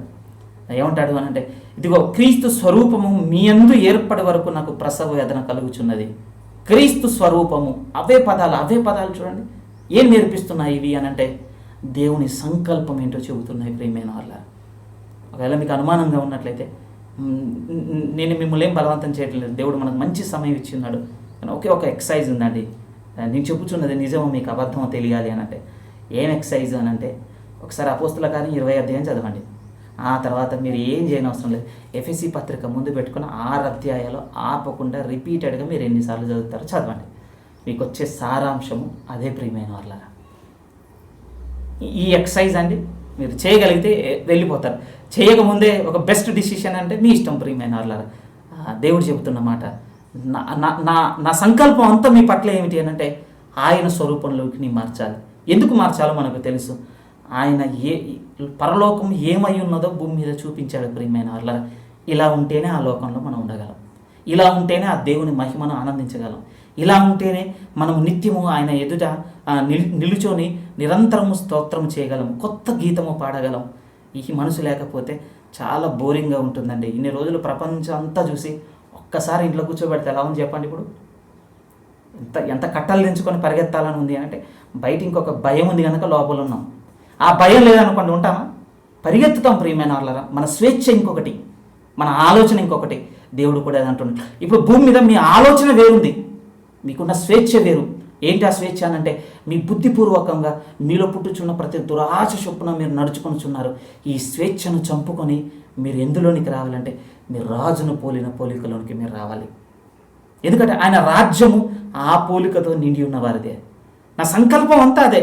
ఓ వండర్ఫుల్ ప్రియమైన వాళ్ళరా, ఇదంతా వింటున్నప్పుడు దేవుడు మనల్ని తీసుకోమని అడుగుతున్న నిర్ణయం ఏమిటి అని అంటే, నువ్వు ఏది ఎన్నుకోవాలనుకుంటున్నావు? నా సంకల్పం ఇదే ఎన్నుకుంటావా, ఇంకొక నిర్ణయం తీసుకుంటావా? ఆలోచించండి ప్రియమైన వాళ్ళరా. అందుకోసం పౌలు గారు అంటున్నారు అపోస్తల కార్యం 20:27లో, దేవుని సంకల్పం అంతయు నేను ఏమీ దాచుకొనలేదు, మొత్తం మీతో పంచుకున్నాను. ఏమిటి అని అంటే, నేను క్రీస్తును పోలి నడుచుకొనుచున్న ప్రకారం నేను ఎలా బతికానో నిన్న ప్రభువుని చూసి నేర్చుకున్నాను. అలానే మనమందరము బతకాలనేది ఆ సంఘమునకు నేర్పించి ఉన్నాడు. అది మాత్రమే దేవుడు ఈ లోకమునకు నియమించిన సువార్త ప్రియమైన వాళ్ళారా. ఇప్పుడు ఏమంటే ఒక దగ్గరికి వచ్చి మనం ఆగిపోయాం. ఇప్పుడు ఏమి అర్థమైంది అని అంటే, దేవుని సంకల్పం మనకు తెలిసిపోయింది ప్రియమైన వాళ్ళారా. ఒకటే, క్రీస్తులోనికి మనల్ని మారుస్తున్నాడు. క్రైస్ట్ లైక్నెస్ అండి, క్రైస్ట్ లైక్నెస్. క్రీస్తును పోలిన పోలికలోనికి ఎందుకు మారుస్తున్నాడంటే మనకు సింపుల్గా తెలిసిపోవాలి ప్రియమైన వాళ్ళారా. ఆదికాండం 1వ అధ్యాయం 26, 27, 28 వచనాలు అంతే. ఇంకా ఇది మనము మన పోలిక చొప్పున మన స్వరూపమందు నరులను చేయుదుము. ఏది ఇద్దామనుకున్నాడో తన సంకల్పంలో అక్కడికే తీసుకెళ్తున్నాడు. అది ఎందులో ఉంది అని అంటే, ఆదాములో కాదు ప్రియమైన వాళ్ళారా, అది క్రీస్తులో ఉన్నది. ఆదాములో ఉన్నది కూడా అది కాదు కనుకనే పండు తిన్నాడు. మీరు ఒకసారి ఊహించుకొని ప్రియమైన వాళ్ళారా. ఒక్కసారి ప్లీజ్ ఇమాజిన్ లైక్ దిస్. నేను ధైర్యం చేస్తున్నాను, అనుకోవచ్చలేదు, నేను అనుకుంటుంటాను. యేసుక్రీస్తే ఆదాము దగ్గర ఉండుంటే ఏం చేసేవాడు? అలా ఊహించుకోదు కదా అని మనకు అనిపిస్తుంది. కానీ మత్తయి సువార్త 3వ అధ్యాయంలో జరిగింది అదేనండి. ఆదాముకి ఏ పరీక్ష అయితే జరిగిందో కడపటి ఆదాముకి అదే పరీక్ష జరిగింది. ఆదాము లేకపోతే అక్కడ పండు తిన్న శోధన ప్రియమైన వాళ్ళ, ఇక్కడ రాళ్ళు రొట్టెలు చేసుకొని తినమన్న శోధన ఏమైనా తేడా ఉందో చెప్పండి. అదే శోధన, మొట్టమొదటి శోధన ఏంటి? భోజనము తిన్నదే చూపించాడు. ఈ ఆదాము చెప్పిన మాట ఏమిటి అంటే, కన్నులకు రమ్యము, ఇంకొకటి 1,00,000 చెట్లు ఉన్నాయి. కానీ ఈ ఆదాము మనకు రక్షకుడిగా వచ్చిన యేసుక్రీస్తు వారు అన్న మాట మాత్రం ఏమిటంటే, మనుష్యుడు రొట్టె వలన మాత్రము కాదు, నా తండ్రి మాట వలన బతుకును. అది తేడా చూడండి ప్రియమైన వాళ్ళారా. ఎందుకు ఈ మాట చెప్తున్నాడంటే, దేవుడు మనల్ని ఆయనలోనికి మారుస్తున్నాడండి. మనల్ని ఆయనలోనికి, ఆ పోలికలోనికి. ఆదాముది కూడా కాదు ప్రియమైన వాళ్ళారా. అది ఇన్కంప్లీట్నెస్. ఇంకా అంత తొందరగా యేసుక్రీస్తు అని ఏమి చేయలేకపోయింది ప్రియమైన వాళ్ళారా. మనం 3 చదువుకున్నాం. కానీ హెబ్రీ పత్రికలు అన్నాడు, ప్రతి విషయంలో మన వలె శోధింపబడి. ఈ ఆదాము బలవంతుడు. ఏమంటే ఈయన ఎంత శక్తిమంతుడు అనంటే ఒక్క దగ్గర కూడా లొంగిపోలేదు ప్రియమైన వాళ్ళారా. దేవుడు అంటున్నాడు, ఆ పోలికలోనికి మార్చడమే నా సంకల్పం. నిన్ను జయించేవానిగా కనపడుతున్నావా? ఓడిపోయి బలహీనులుగా పెట్టాలనుకుంటున్నాడు దేవుడు. జయించేవానిగా చూడాలనుకుంటున్నాడండి. పాపమును జయించే బిడ్డలు కావాలి నాకు. నేను ఇక్కడ స్థిరపడిపోయాను ప్రియమే. నా పునాది ఎంత స్థిరంగా వేసుకున్నాను దీంట్లో అనంటే, రోజు నా తండ్రికి చేసుకున్న ప్రార్థన, తండ్రి ఈ పునాది నుంచి నా ఇంటిని తీసేయకు, నేను తట్టుకోలేను, నేను కూలిపోతాను, నాకు తెలుసు. ఎందుకంటే దేవుడు ఒక్కసారి ఇస్తాడు ప్రియమైన వాళ్ళ అవకాశం. ఇక మళ్ళీ రెండోసారి నేను ఊహించుకోలేనండి. ఇప్పుడు నా జీవితంలో కొన్ని నాకు నేర్పించే అవి ఒక్కసారి ప్రియమైన వాళ్ళ. సెకండ్ టైం ఖచ్చితంగా మనం గ్రహింపు తెచ్చుకొని నిర్ణయం తీసుకోకపోయినా ఏం చేయకుండా ఆగిపోవాలండి ఒక దగ్గర. దేవుడు అవకాశం ఇస్తాడు మళ్ళీ. ఏమో మేబీ ఈరోజు అదే కావచ్చు. దేవుడు ఈరోజు మనతో చెబుతున్న మాట ఒకటే ప్రియమైన వాళ్ళు, నా సంకల్పము క్రీస్తు స్వరూపంలోనికి మిమ్మల్ని మార్చుట. ఎక్కడ అనంటే ప్రియమైన వాళ్ళరా, ఇక నో డౌట్ అండి, భూమి మీదనే. నిన్న మాటగా చెప్తున్నాను. కానీ ఇప్పటివరకు మనం నాణానికి ఒకవైపు చూసుకున్నాం, మనం వన్ సైడ్ ఫినిష్ చేసుకున్నాం. దేవుని సంకల్పం అనే ఒక కాయిన్ ముందు పెట్టుకుంటే, ఆ కాయిన్కి, ఆ నాణానికి ఒక వైపు ఏంటో తెలుసా? క్రీస్తును పోలిన పోలికలోనికి మనల్ని మార్చుట అన్నటువంటి దేవుని మాటలు ప్రియమైన వాళ్ళరా. మరి రెండవ ఏంటో తెలుసా? మనకి ఇప్పుడు రెండవ వైపు కూడా తెలియాలి. ఎందుకంటే ఒకవైపే మనకు అర్థమైంది అనుకోండి, ఒకవైపు ముద్రించుకున్న కాయిన్ మనకు తెలుసు అది కౌంటర్ ఫిట్ కరెన్సీ, చెల్లుబాటు కాదనేది ఎంత సత్యమో. ఇప్పుడు రెండో వైపు ఏంటి నాణానికి? దేవుని సంకల్పంలో రెండో వైపు ఏంటి? ఇప్పుడు చూద్దాం ప్రియమైన వాళ్ళ. ఏమంటే ఇది మాత్రం చాలా చాలా బాగా అర్థం కావాలండి మనకి. దేవుని సంకల్పం అర్థమైనంత చక్కగా అర్థం కావాలి. చూడండి దయచేసి, మీరు చూడగలిగితే హెబ్రీలకు రాసిన పత్రిక మొదటి అధ్యాయం, హెబ్రీలకు రాసిన పత్రిక మొదటి అధ్యాయం. మీరు ఈ మాట చూడగలిగితే ప్రియమైన వాళ్ళారా, 3-4 వచనాలు ఒకసారి చూడండి ఏమని రాయబడుతుందో. హెబ్రీలకు రాసిన పత్రిక మొదటి అధ్యాయం 3-4 వచనాలు. ఎవరి గురించి రాస్తున్నారంటే యేసుక్రీస్తు గురించి రాస్తున్నాడండి. ఈ లెటర్ రాస్తున్న ఆయన ఏమంటున్నాడు? దేవుని మహిమ యొక్క తేజస్సును, ఆయన తత్వము యొక్క మూర్తిమంతమునయుండి తన మహత్తు గల మాట చేత సమస్తమును నిర్వహించుచు పాపముల విషయంలో శుద్ధీకరణము తానే చేసి దేవదూతల కంటే ఎంత శ్రేష్టమైన నామమును పొందెను, వారి కంటే అంత శ్రేష్ఠుడై ఉన్నత లోకమందు మహామహుడగు దేవుని కుడి పార్శ్వమున కూర్చుండెను. ఏముందో తెలుసా ప్రియమైన వాళ్ళారా? ఆయన శరీరధారిగా అయి ఉన్నప్పుడు ఏమండి శరీరంలో ఉండి ఎలా బతికాడో చెబుతున్నాడు. ఆయన వాడిన పదాలు ఏమిటి అని అంటే, ఆ గ్రంథకర్త ఆయన అంటున్నాడు, దేవుని మహిమ యొక్క తేజస్సు. నెంబరేస్ కింద రాసింది ఏమిటి అని అంటే, ప్రతిబింబము. ఏది ప్రియమైన వాళ్ళారా? ప్రతిబింబము. నీడ మన ప్రతిబింబం అవుతుందో లేదో నాకు తెలియదు. కానీ నిశ్చలముగా కదలకుండా ఆ స్టాండ్ బైలో ఉన్న వాటర్ దగ్గర మనం నిల్చున్నాం అనుకోండి, కదలకుండా ఉన్న నీళ్ళలో మనం తల ఉంచి చూస్తే మన ముఖం అందులో కనిపిస్తుంది. ఎలా ఉంటుంది అంటే మనం ఉన్నట్టుగానే ఉంటుందండి. యేసుక్రీస్తు వారు ఎవరట అంటే దేవుని ప్రతిబింబం ప్రియమైన వాళ్ళారా. పరలోకమందు ఆ అత్యున్నత సింహాసనం మీద కూర్చున్న ఆ తండ్రి ఆయన ఏ రూపముతో పోలి ఉన్నాడో ఆ పోలికతో ఎక్కడ ఉన్నాడట అంటే భూమి మీద ఉన్నాడట ప్రియమైన వాళ్ళారా. ఇది పరలోక సంబంధమైన పోలికను చెబుతున్న అధ్యాయం కాదు ఇక్కడ. అది 3-4 వచనాల్లో శరీరంగా ఆయన ఎలా బతికాడో చెబుతున్నాడు. ఆయన ఏమంటున్నాడు అనంటే, దేవుని మహిమ యొక్క తేజస్సును, ఆయన తత్వము యొక్క మూర్తిమంతమునై ఉండి. మీకు అనుమానం కలవచ్చు ప్రియమైన వాళ్ళారా, ఇందులో కొన్ని దేవత్వముతో కూడిన పదాలు ఉన్నాయి కదంటే, అవునండి, ఆయన సంపూర్ణ మానవుడు, సంపూర్ణమైన దేవుడు. మనం ఎలా మిస్ చేయగలం దాన్ని? కానీ మనం తీసుకోగలిగే మాట చెప్తున్నాడు, నేను ఆ పోలికకు ప్రతిబింబంగా బతికాను, ఆ స్వరూపమునకు మూర్తిమంతముని, ఆ స్వరూపమును నింపుకొని నేను బతికాను. ఆ పదాల అర్థాలు ప్రియమైన వాళ్ళ. ఎందులో బతికావనంటే, నీకు ఇచ్చిన శరీరం లాంటిది నాకు ఇచ్చాడు కరుణాకర్, నేను అందులో బతికాను. ఇప్పుడు నా ఎడల దేవుని సంకల్పం ఏమిటి అని అంటే, నేను ఎలాగైతే శరీరంలో ఒక పోలిక స్వరూపంలో బతికానో నీ ఎడల దేవుడు చేసింది కూడా అదే, అందులోనికి నేను నడిపిస్తాను అంటున్నాడు ప్రియమైన వాళ్ళ. ఇప్పుడు మనం చూడగలిగితే యోహాను మొదటి పత్రిక ఇప్పుడు చూడండి ఎలా నడిపిస్తున్నాడు. ఆ సంకల్పంలోనికి, ఆ పోలికలోనికి మనల్ని ఎలా నడిపిస్తున్నాడు. మనం నాణానికి రెండో వైపు చూస్తున్నాం ప్రియమైన వాళ్ళారా. యోహాను మొదటి పత్రిక వెరీ వెరీ ఇంపార్టెంట్ రిఫరెన్సెస్ అండి. చదవగానే అస్సలు మన మనసులోనికి రావు. ముందు నుంచి నేను చెప్తుంది ఒకటే మాట, కొత్త నిబంధన ప్రియమైన వాళ్ళారా. దేవుడు మన కన్నులను, మన హృదయాలను తెరిస్తే తప్ప చూడలేము వాటిని. ఫ్యాక్ట్ అండి. ఎందుకంటే నేను యోహాను ఈ పత్రిక అండి నా 10 ఏళ్లలో ఎన్నిసార్లు చదివి ఉంటానో నాకు తెలియదు. కానీ 1 సంవత్సరంన్నర క్రితం అది అర్థమైన ఆలోచన వేరు, అంతకుముందు వేరు ప్రియమైన వాళ్ళ. ఏం చెప్తున్నాడు చూడండి. యోహాను మొదటి పత్రిక 2వ అధ్యాయం, యోహాను మొదటి పత్రిక 2వ అధ్యాయం ఏమండి మాటలు చూడండి. 4, 5, 6 వచనాలు. 4, 5, 6 వచనాలు వెరీ వెరీ ఇంపార్టెంట్ ప్రియమైన వాళ్ళు. నేను నెమ్మదిగా చదువుతాను, మీరు చూడండి. ఆయనను ఎరిగి ఉన్నానని చెప్పుకొనుచు ఆయన ఆజ్ఞలను గైకొనని వాడు అబద్ధికుడు, వానిలో సత్యము లేదు. ఆయన వాక్యము ఎవడు గైకొనునో వానిలో దేవుని ప్రేమ నిజముగా పరిపూర్ణమాయను. ఆయన యందు నిలిచి ఉన్నవాడనని చెప్పుకొనివాడు ఆయన ఎలాగు నడుచుకొనెనో అలాగే తాను నడుచుకొన బద్ధుడై ఉన్నాడు. ఈ పదం అండర్లైన్ చేసుకోండి దయచేసి. ఆ స్వరూపము, ఆ సారూప్యతకు సమానమైన సారూప్యతలోనికి మనల్ని ఎలా తీసుకెళ్తున్నాడు అనంటే, ఆయన ఎలాగు నడుచుకొనెనో, పదం చూస్తున్నారా 6వ వచనంలో, ఆయన ఎలాగు నడుచుకొనెనో అలాగే తానును నడుచుకొన బద్ధుడై ఉన్నాడు. ఒకసారి గ్రహించండి ప్రియమైన వాళ్ళారా. అసలు ఎలా వెళ్తాం ఆ సంకల్పంలోనికి మనమునంటే, ఆయన ఎలా ప్రవర్తించాడో మన ప్రవర్తన ఇప్పుడు అది కావాలి. ఆయన ఏమి చేశాడో మనది అది కావాలి ప్రియమైన వాళ్ళారా. ఆయన ఎలా ఉన్నాడో అలా మనం ఉండాలి. మనకు నచ్చినట్టుగా ఉండి ఆదివారం మన జీవితానికి గుర్తు కాదు ప్రియమైన వాళ్ళారా. నేను చాలా చాలా ఆలస్యంగా తెలుసుకున్నాను. నా జీవితంలో నేను పోగొట్టుకున్నది ఎంత పెద్దదో ఒకనాడు అర్థమైంది. ఎందుకు తండ్రి నా జీవితం ఇలా అయిందంటే, ఒకటి దేవుడు నాతో చెప్పింది, మనుషుల మీద ఆధారపడి నీ విశ్వాసమును కట్టుకున్నావు. ఏ రోజు నేను ఇచ్చిన గ్రంథమును తెరిచి పరిశుద్ధాత్మను పూర్ణముగా అడిగి ఎప్పుడు చదువుకున్నావు నువ్వు వాక్యాన్ని? అర్థమైపోయింది ప్రియమైన వాళ్ళారా, తప్పు చేశానని దేవుని ఒప్పుకున్నాను.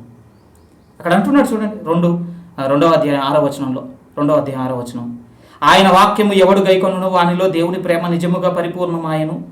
ఆయన యందు నిలిచి ఉన్నవాడనని చెప్పుకొనివాడు ఆయన ఎలాగు నడుచుకొనెనో అలాగే తానును నడుచుకొన బద్ధుడై ఉన్నాడు. నువ్వు బద్ధుడవి అంటారు దేన్ని చెప్పండి. ఏమండి మనం ఇప్పుడంటే చాలా వ్యవస్థ మారిపోయింది, నాగరికత బాగా పెరిగిపోయింది. ఇప్పుడు ఈ దాసత్వము, ఈ స్లేవరీ అనేది లేదండి. స్లేవరీనెస్ ఏమండి, బానిసలుగా ఉండే స్థితి ఇప్పుడు లేదు. కానీ వెనక్కి వెళ్ళి ఆలోచిస్తే ప్రియమైన వాళ్ళరా, అప్పుడు జరిగేది ఏమిటి అని అంటే, ఒకరిని సంత నుండి కొనుక్కొచ్చుకున్నాడంటే ఇక వాడు బద్ధుడు.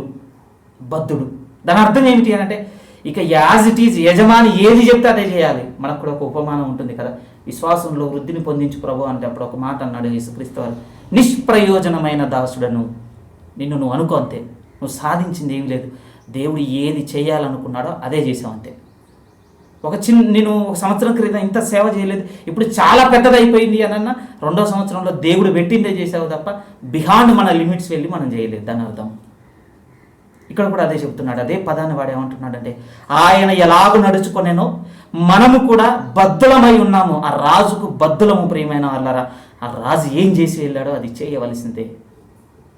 దాని అర్థం ఏమిటి అని అంటే, మనం మత్తయి సువార్తను చదువుకొని 3.5 సంవత్సరాల ఆయన పరిచర్య అనుకుంటున్నాం. కానీ ఏమంటే ఇది జీవితం గురించి మాట్లాడుతున్నాడు. ఇది 3.5 సంవత్సరాల పరిచర్య కాదు, 33.5 సంవత్సరాల జీవితము యాజ్ ఇట్ ఈజ్ మనం బతకాలి ప్రియమైన వాళ్ళారా.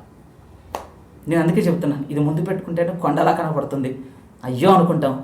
దేవుని భవిష్యత్తు జ్ఞానం ముందు పెట్టుకుంటే, తండ్రి నువ్వు నన్ను ఎన్నుకున్నావా చాలు ప్రియమైన వాళ్ళారా. ఇంకా రెండో భయమే లేదు. ఎందుకనంటే ఇది నేను నమ్మితే ఈ విశ్వాసం ఎంత శక్తివంతమైందో నాకు యేసుక్రీస్తు వారు కనపడుతున్నారు, పరిశుద్ధాత్మ దేవుడు కనపడుతున్నాడు, దేవుడు లోకాలను కలిగించిన ఇచ్చే వాక్యం కనపడుతుంది. అన్నిటికీ మించి అత్యున్నత సింహాసనం మీద కూర్చున్న నా తండ్రి నాకు అర్థమవుతున్నాడు. ఇన్ని శక్తుల మధ్య ఇప్పుడు నా ముందున్నది నాకు అనిపించటం లేదు. దాని అర్థం ఏంటంటే ప్రియమైన వాళ్ళారా, ఎందుకు ఈ మాట చెబుతున్నాను అని అంటే, నేను ఏదో అయిపోయానని కాదు, నా నిరీక్షణ నాతో ఎప్పుడు ఉండడానికి నేను ఇలా మాట్లాడుకుంటున్నాను అంతే. చూడండి ప్రియమైన వాళ్ళారా, అక్కడ అంటున్నాడు, ఆయన ఎలాగూ నడుచుకొనేనో మనమును అలాగే నడుచుకొన బద్ధులము. ఇంకొక మాట కూడా చూడండి, ఇంకొక మాట. ఇదే యోహాను మొదటి పత్రిక 3వ అధ్యాయం యోహాను మొదటి పత్రిక 3వ అధ్యాయం 4-5 వచనాలు, లేకపోతే 2 నుంచి చదువుకున్నా. 2 నుంచి, యోహాను మొదటి పత్రిక 3వ అధ్యాయం 2 నుంచి. ప్రియులారా, ఇప్పుడు మనము దేవుని పిల్లలమై ఉన్నాము, మనం ఇక ఏమవుతామో అది ఇంకా ప్రత్యక్షపరచబడలేదు, కానీ ఆయన ప్రత్యక్షమైనప్పుడు ఆయన ఉన్నట్టుగానే ఆయనను చూతుము, కనుక ఆయనను పోలియుందుమని ఎరుగుదుము. 3వ వచనంలో అంటున్నాడు, ఆయన యందు ఈ నిరీక్షణ పెట్టుకొనినా. అంటే ఇప్పుడు అడుగుతున్నాను ప్రియమైన వాళ్ళారా, మీరు మనసులో మీరు సమాధానం దేవునికి చెప్తే దేవుడు మనకు ముందు నడిపిస్తాడు. ఇప్పుడు నా ప్రశ్న ఏమిటి అంటే, మన నిరీక్షణ ఏంటి? ఇప్పుడు రిఫరెన్స్ కూడా చూస్తున్నాం మన నిరీక్షణ ఏంటి? ఎవరు అబద్ధం ఆడద్దు ప్రియమైన వాళ్ళారా. కొన్ని సంవత్సరాల క్రితం వరకు నా ఆత్మీయ జీవితంలో నా నిరీక్షణ ఏమిటి అని అంటే, మళ్ళీ ఈ శరీర సంబంధమైన ఆలోచనే. మళ్ళీ ఏదో అక్కడికి వెళ్ళి సంతోషపడతాను, సుఖపడతాను, ఆనందపడతాను, ఏదేదో ఆలోచనలు. కానీ బైబిల్ ఏం చెబుతుందో తెలుసా? ఆ మాట చూడండి, ఆయన యందు ఈ నిరీక్షణ పెట్టుకొనినా. ఏ నిరీక్షణ అంటే 2వ వచనం మనకేం చెబుతుంది అని అంటే, నేను ఆయనను పోలి ఉంటానని ఆ పోలిక చొప్పున ఈ భూమి మీద బతుకుతూ ఎదురు చూస్తున్న వాళ్ళు. అర్థం కాదు ప్రియమైన వాళ్ళ, మళ్ళీ నేను చెబుతున్నాను, కేర్ఫుల్గా వినండి. ఆయన ప్రత్యక్షమైనప్పుడు నేను ఆయనను పోలి ఉంటానని, ఆయన ఏ పోలికనైతే భూమి మీద విడిచి వెళ్ళాడో ఆ పోలికను మాదిరిగా పెట్టుకొని బతుకుతున్న వాళ్ళతో చెబుతున్న మాట ఏంటంటే, ఆయన యందు ఈ నిరీక్షణ పెట్టుకున్న వారు ఏమంటున్నాడు చూడండి, ప్రతి వాడును, ఈ నిరీక్షణ పెట్టుకుని ప్రతి వాడును ఆయన పవిత్రుడై ఉన్నట్టుగా తన్ను పవిత్రునుగా చేసుకొనును. ఇవన్నీ ఏం మాట్లాడుతున్నాయి చెప్పండి? మన ఆత్మీయ జీవితంలో మనం నడవవలసిన మన స్కేల్ చూపెడుతున్నాయి చూడండి. దేవుడు అంటున్నాడు, ఆయన నడుచుకున్నట్టుగానే మీరు నడుచుకోవాలి బాప్తీసం తీసుకున్న తర్వాత నుంచి. ఇదిగో ఆయన పవిత్రుడై ఉన్నట్టుగానే మీ జీవితం కూడా అలానే నడవాలి. మన గీత గీస్తున్నాడు ప్రియమైన వాళ్ళారా. ఇది ముందుగానే నిర్ణయం అయిపోయిందండి. దేవుడు ఆ స్వరూపంలోనికి మారుస్తున్నాడు. ఇది దేవుని సంకల్పం ప్రియమైన వాళ్ళారా. తన రాజ్యంలోనికి మనం ప్రవేశించిన తర్వాత దేవుడు మన ముందు పెట్టి మనకు చూపెడుతున్న తన మొత్తం తన ఆ సంకల్పం అంతా మనకు చూపెడుతున్నాడు. ఒక రూపంలో యేసుక్రీస్తులో ఉన్నది. అది అందులోనికి నేను మారుస్తాను. ఎలా ఉన్నాయి ప్రియమైన వాళ్ళారా? మనకు ఎంత భారంగా ఉంటాయి అని అంటే ఇవి మనకు అర్థం కావండి. కొన్నిసార్లు అనిపిస్తుంది. అప్పుడప్పుడు చాలా బాధ ఏమనిపిస్తుంటుంది అని అంటే, ఏమంటే నాకు ఎప్పుడు అనిపిస్తుంటుంది ప్రియమైన వాళ్ళారా, రోడ్డు మీద ప్రయాణంలో వెళ్తున్నప్పుడు రైల్వే స్టేషన్ దగ్గర అక్కడ కొన్ని మతి స్థిమితం లేని వాళ్ళు ఉంటారండి. వాళ్ళకు కొంతమంది ఇవ్వడానికి ఏవేవో ప్రయత్నం చేస్తుంటారు. మీరు గమనించారో లేదో చూడండి ప్రియమైన వాళ్ళారా. ఏమంటే భోజనం ఇచ్చిన వాళ్ళకు మనసు ఉండదు, బట్టలు ఇచ్చిన వాళ్ళకు మనసు ఉండదు, బంగారం ఇచ్చిన వాళ్ళకు మనసు ఉండదు, మీరు డబ్బులు ఇచ్చిన మనసు ఉండదు. మనసు ఉండదు అని అంటే దాని అర్థం ఏమిటి అని అంటే, వాళ్ళకు అర్థం చేసుకునేంత మతి స్థిమితం లేదండి అక్కడ. వాళ్ళకు అర్థం చేసుకునేంత అది అర్థమైంది అనుకోండి, మనం ఫీల్ అయినట్టు ఫీల్ అయ్యేవాళ్ళు. అమ్మో బంగారం, అమ్మో డబ్బు, అమ్మో భోజనం, అమ్మో బట్టలు. నాకు కూడా అనిపించింది, తండ్రి నువ్వు వాక్యం చెప్పేటప్పుడు నేను ఎంత నిరక్షరాసునిగా, ఎంత మతి స్థిమితం లేనివానిగా ఉన్నాను అంటే నేను స్పందించలేకపోతున్నాను నీ మాటకు. నొప్పించటం లేదు ప్రియమైన వాళ్ళారా. మన దుస్థితిని దేవుడు చూడమంటున్నాడు. మనము దుఃఖపడవలసినవి. ఎందుకనంటే తండ్రి ఇంత బాగా చెబుతున్నాడండి, కానీ స్పందన లేదు మనసులో. అవునా, నేను యేసుక్రీస్తులా ఉంటానా? లేదు. అరే, యోహాను మొదటి పత్రిక 3వ అధ్యాయం 3-4 వచనాల్లో ఇంత విలువైన సంగతి ఉందా? లేదు ప్రియమైన వాళ్ళ. 18 నెలలు ఏమంటే అదే మాటలు విన్నా ఇప్పటికీ నాకు అనిపించే నా జీవితంలో లోటు ఏమిటి అంటే, నేను మతి స్థిమితం లేకుండానే ఉన్నాను. ఇంకా ఇలాంటివి ఎన్ని చూపెడుతున్నాడంటే నా దేవుడు నా ఎడల కనికరం కలిగి, నువ్వు మారాలని ఎన్నో చూపెడుతున్నాడండి. నేను అన్ని వింటూ ఉన్నాను, కానీ నాకేమనిపిస్తుంది అని అంటే మతి స్థిమితం లేకుండా పడి ఉన్నానంతే. ఆ మాట చూడండి ప్రియమైన వాళ్ళారా. 2వ వచనం 3వ వచనంలో అంటున్నాడు, ప్రియులారా, ఇప్పుడు మనము దేవుని పిల్లలమై ఉన్నాము, మనం ఇక ఏమవుతామో అది ఇంకా ప్రత్యక్షపరచబడలేదు, కానీ ఆయన ప్రత్యక్షమైనప్పుడు ఆయన ఉన్నట్టుగానే ఆయన చూతుము గనుక ఆయనను పోలియుందుమని ఎరుగుదుము. ఆయన యందు ఈ నిరీక్షణ పెట్టుకొని ప్రతి వాడు కూడా ఆయన పవిత్రుడై ఉన్నట్టుగానే తన్ను తాను పవిత్రునిగా చేసుకొనును. ఒక రోజులో అయిపోయేది. ఆయన ఎలా నడుచుకున్నాడో వెతుకుతాడట ప్రియమైన వాళ్ళరా. ఆయన అలా పోలి బతకాలనుకునేవాడు. నిరంతరం కొంతమంది సాక్ష్యం వింటున్నప్పుడే అనిపించింది, నాకు ఇంకొక ఆలోచన ఏమీ లేదండి దేవుని దగ్గర, యేసుక్రీస్తు ఏంటో నాకు తెలియాలంతే చాలు. ఇక వాళ్ళ నిరంతర ధ్యానం అదే, వాళ్ళ నిరంతర ధ్యాస అదే. బైబిల్ విన్నా, చదివినా, ఏం చేసినా యేసుక్రీస్తు యేసుక్రీస్తు యేసుక్రీస్తు యేసుక్రీస్తు, ఎందుకు ఇంతగా మీరు ఆయనను పఠిస్తున్నారు అనంటే వాళ్ళు చెప్పే మాట ఒకటే, ఆయన స్వరూపం ఏంటో నాకు తెలిస్తే నేను ఆయన ఆయన ఎలా నడుచుకున్నాడో నాకు అలా నడుచుకోవాలి. అది నా సంకల్పం నా ఎడల దేవునికి. దేవుడు నా ఎడల కలిగి ఉన్న సంకల్పం. నేనేదో గొప్ప సువార్థికుని అయిపోతాను, లేకపోతే కొన్ని వందల సంఘాలు కడతాను, కొన్ని వేల మందిని దేవునిలోకి తీసుకొస్తాను, లేకపోతే నేను వందల మందిలో చాలా ఏలికగా బతుకుతాను, ఎవరు చెప్పనటువంటి గొప్ప గొప్ప సంగతులు. ఇదంతా నా ఎడల దేవుని సంకల్పం కాదు. యేసుక్రీస్తును పోలి నేను నడుచుకోవడం దేవుని సంకల్పము. ఏమంటే రెండిటి దారులు మీరు చూస్తున్నారా? ఇవి రైలు పట్టాలు లాంటి ప్రియమైన వాళ్ళరా. ఇది ఎప్పటికీ కలవదండి. ఇంకంతే, కలవదు ప్రియమైన వాళ్ళరా. సుదూరంగా కలిసినట్టుగా మనకు కనపడుతుంది. కలిసిన దగ్గరికి మీరు వెళ్ళి చూడండి, మళ్ళీ సుదూరంగా వెళ్తుంది.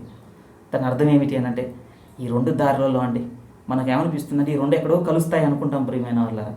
మీరు కొంతకాలం ప్రయాణం చేయండి, కలుస్తాయి అన్నంత దగ్గరికి వెళ్ళండి, దూరమే ఉంటాయి. దాని అర్థం ఏమిటి అని అంటే, ఇది దేవుని సంకల్పం కాదు ప్రియమైన వాళ్ళరా.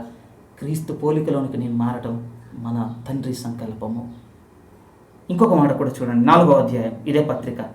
ఈ పత్రిక మనకు బైబిల్లో లేకపోయింటేనండి దేవునికి ఎంత వందనాలు అంటే, యోహాను గారిని 95 సంవత్సరాల వృద్ధాప్యం వరకు ఈ పత్రిక రాసేటప్పుడు ఆయన స్థితి మీతో చెప్పాలి ప్రియమైన వాళ్ళారా. యోహాను గారిది నాకు తెలియని ఒక విషయం ఏమిటంటే, సరిగ్గా కుర్చీలో కూడా కూర్చోలేనంత వృద్ధాప్యం అంటే తెలుసా అండి.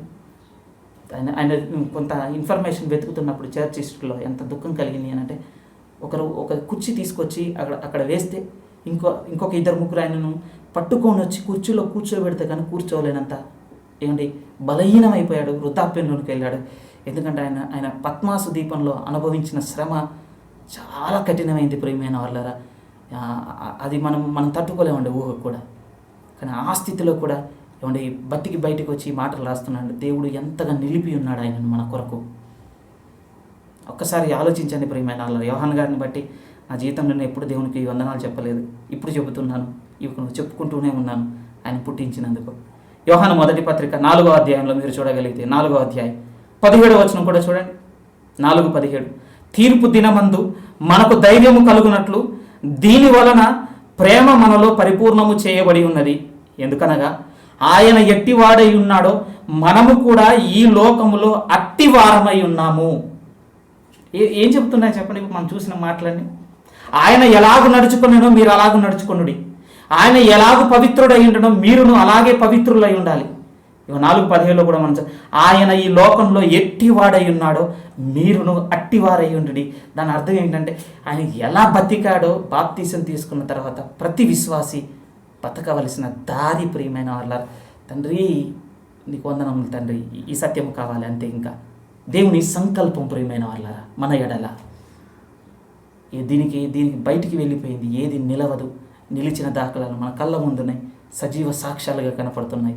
కూలిపోతున్న కోటలు ఎన్ని కావాలి మన జీవితానికి? నిలబడి ఒక్కటి కూడా కనపడటం లేదంటే దేవుడు నా వైపు ఇప్పుడే వచ్చి మీరు చూడండి, నేను నిలబడిన వాళ్ళని చూపెడతాను మీకు. నిజం ప్రియమైన వాళ్ళారా, ఆయన ఎట్టివాడై ఉన్నాడో మనము కూడా అట్టివారమై ఉండాలి. అందుకోసమేనండి ఇప్పుడు ఒక చాప్టర్ దగ్గర తీసుకెళ్తానండి. ఎప్పుడు చదివిందే, ఇప్పుడు విన్న రిఫరెన్స్లు అన్నీ మీరు మైండ్ పెట్టుకొని ఇప్పుడు అధ్యాయం చదువుదాం ప్రియమైన వాళ్ళ. ఇప్పుడు ఎలా మన మనసు వెలిగిపోతుందో తెలుస్తుంది. దేవుడు అంటాడు కదా, నా వెలుగు లేనిదే నీకు వాక్యం అర్థం కాదన్నాడు కదా 119 కీర్తన 130. వెలుగు కలుగు తోడనే దేవుని మాట వెల్లడి ఆయన అవున తోడనే మనలో వెలుగు కలిగినంటాడు. ఇప్పుడు ఎలా వెల్లడవుతుందో చూడండి ఆ మాట. పేతురు గారు రాస్తున్నటువంటి మొదటి పత్రిక 2వ అధ్యాయం, మీకు మొత్తం గుర్తొచ్చేయాలి మనం చూడబోతున్న రిఫరెన్స్. పేతురు గారు రాస్తున్న మొదటి పత్రిక 2వ అధ్యాయం 21-22 వచనాలు. ఒకప్పుడు విలువ లేని రిఫరెన్స్ అని నాకు అర్థం కాక, కానీ ఇప్పుడు విలువగా కనపడుతున్న ఒకే ఒక్క మాట. పేతురు గారు రాస్తున్న మొదటి పత్రిక 2వ అధ్యాయం 21-22. క్రీస్తు కూడా మీ కొరకు బాధపడి మీరు తన అడుగు జాడల యందు నడుచుకొనున్నట్లు మీకు మాదిరి ఉంచిపోయెను. ఆయన వదిలి వెళ్ళింది ఎందుకో తెలుసా? మనల్ని చూసి మాట్లాడుకోవాలి, మీరు చెప్పుకోవాలి. నో ప్రియమైన వాళ్ళారు, ఒకప్పుడు నాకు తెలియని స్థితి. ఇప్పుడు దేవుడు ఏమంటున్నావు, నడవాలని నేను వదిలేను, నువ్వు నడవడానికి వదిలిపెట్టాను తప్ప దాని మీద కూర్చొని మంచి ప్రిపరేషన్స్ సెర్మన్స్ లేదు ప్రియమైన వాళ్ళ. అందుకోసం అన్నీ కాలబెట్టుకున్నాను, అన్నిటిని తీసేసుకున్నాను. ఇప్పుడు అవన్నీ ఎలా కనబడుతున్నాయంటే నా మూర్ఖత్వానికి ప్రతీకలుగా ఉన్నవి నా జీవితంలో. నిజం ప్రియమైన వాళ్ళ. అందుకని డైరీ రాయాలంటే అప్పుడప్పుడు భయం అయింది. ఎందుకనంటే ఎంత ఎంత దేవుడు లేని ఆలోచనలు నేను నా డైరీలో పెట్టుకున్నానో నాకు అర్థమవుతుంటుంది. బట్ ఇప్పుడు దేవుడు నెమ్మదిగా మాట్లాడుతాను. అతి కొద్ది విషయాలను మాత్రమే నేను చేర్చుకోవాలి నేను అనే నా పుస్తకంలోకి అనిపిస్తుంటుంది ప్రియమైన వాళ్ళ. అక్కడ అంటున్నాడు చూడండి, క్రీస్తు కూడా మీ కొరకు బాధపడి మీరు తన అడుగు జాడల యందు నడుచుకున్నట్లు మీకు మాదిరి ఉంచిపోయాను. ఇక ఇది మారదు ప్రియమైన వాళ్ళ, మనకు అన్నీ తెలుసు. ఆయన పాపము చేయలేదు, ఆయన నోట కపటము లేదు. ఇవన్నీ అడుగులు. మరి ఇవన్నీ ఎందుకు అని అంటే చెప్పుకోవడానికో చూసుకోవడానికో భలే దొరికాయో లేదండి. అడుగుల్లో నా అడుగు పడవలసింది. ఇప్పుడు ప్రార్థన ఒకటే ప్రియమైన వాళ్ళ, దేవ నాకు ఇంకే ఆలోచన లేదు, నా శరీరం గురించి నాకు కొంచెం కూడా యోచన లేదు. ఎందుకంటే ఒక మాట చూడండి ప్రియమైన వాళ్ళ, ఈ మాట మీరు చూడండి దయచేసి. కొరింథీయులకు రాస్తున్నటువంటి పత్రికలో పౌలు గారు చెప్తున్న మాట. ఎన్ని సంవత్సరాలుగా ఒక దాచుకున్న దేవుడు దాచిపెట్టిన సత్యం చూడండి. మొదటి పత్రిక 6వ అధ్యాయం 13వ వచనము. కొరింథీయులకు రాసిన మొదటి పత్రిక 6వ అధ్యాయం 13వ వచనం. భోజన పదార్థములు కడుపు భోజన పదార్థములకు నియమింపబడి ఉన్నవి. దేవుడు దానిని వాటిని అంటే కడుపును భోజన పదార్థములను నాశనము చేయను. దేహము జారత్వం నిమిత్తము కాదు కానీ ప్రభువు నిమిత్తమే, ప్రభువు దేహము నిమిత్తమే. ఇట్స్ అ లా అండి. దేవుని చట్టంలో ఒక నియమం ఏంటో తెలుసా? మనకు కొన్ని తెలుసు ప్రియమైన వాళ్ళ. మీరు ఏది విత్తుతారో దాన్నే కోయుదురు. దేవుని చట్టము. మీరు నీతిని సమాధానమును వెతికిన ఎడల మీకు అనుగ్రహించును. దేవుని చట్టము. మీరు ఏ కొలతతో కొలుతారో మీరు అదే కొలతతో కొలవబడదురు. చట్టము. ఇంకొక మాట కూడా చెప్తున్నాడు. ఇదిగో ఈ దేహము ప్రభువుకు మీరు ఇచ్చారనుకోండి, ప్రభువుని మీ నిమిత్తం నేను ఇచ్చేస్తాను. ఇది నా చట్టము. మీరు చూడండి ప్రియమైన, ఇంకొక రెండో వేదనే అవసరం లేదండి. ఎందుకో తెలుసు, ఈ దేహము నీకు అప్పగించుకుంటే దేవ నువ్వు నాకు అప్పగించుకుంటావు. ఆ మాట ఉంది చూడండి. 13వ వచనం చివరి భాగం చదువుతున్నా. ఈ దేహం ఈ దేహము జాలతో నిమిత్తము కాదు కానీ ప్రభువు నిమిత్తము. ఈ దేహము ప్రభువు నిమిత్తము. మరి ప్రభువు ఈ దేహము నిమిత్తం. దాని అర్థం ఏమిటి అని అంటే మీకు అర్థమైపోవాలి ప్రియమైన వాళ్ళ. దేవుడు అంటున్నాడు, మీవన్నీయు నావి, నావన్నీయు మీవి. మీరు మీ దగ్గర ఉన్న దేహమును నాకు ఇచ్చేయండి. రోమ 12:1 మీ దేహమును నాకు ఇచ్చేయండి. నేను ఎవరిని ఇస్తానంటే నేను దాచిపెట్టి ఉన్న నా మర్మము, నా మహిమైశ్వర్యము, నా కీర్తి, నా మహిమ, నా సంకల్పము అది మీకు ఇస్తాను.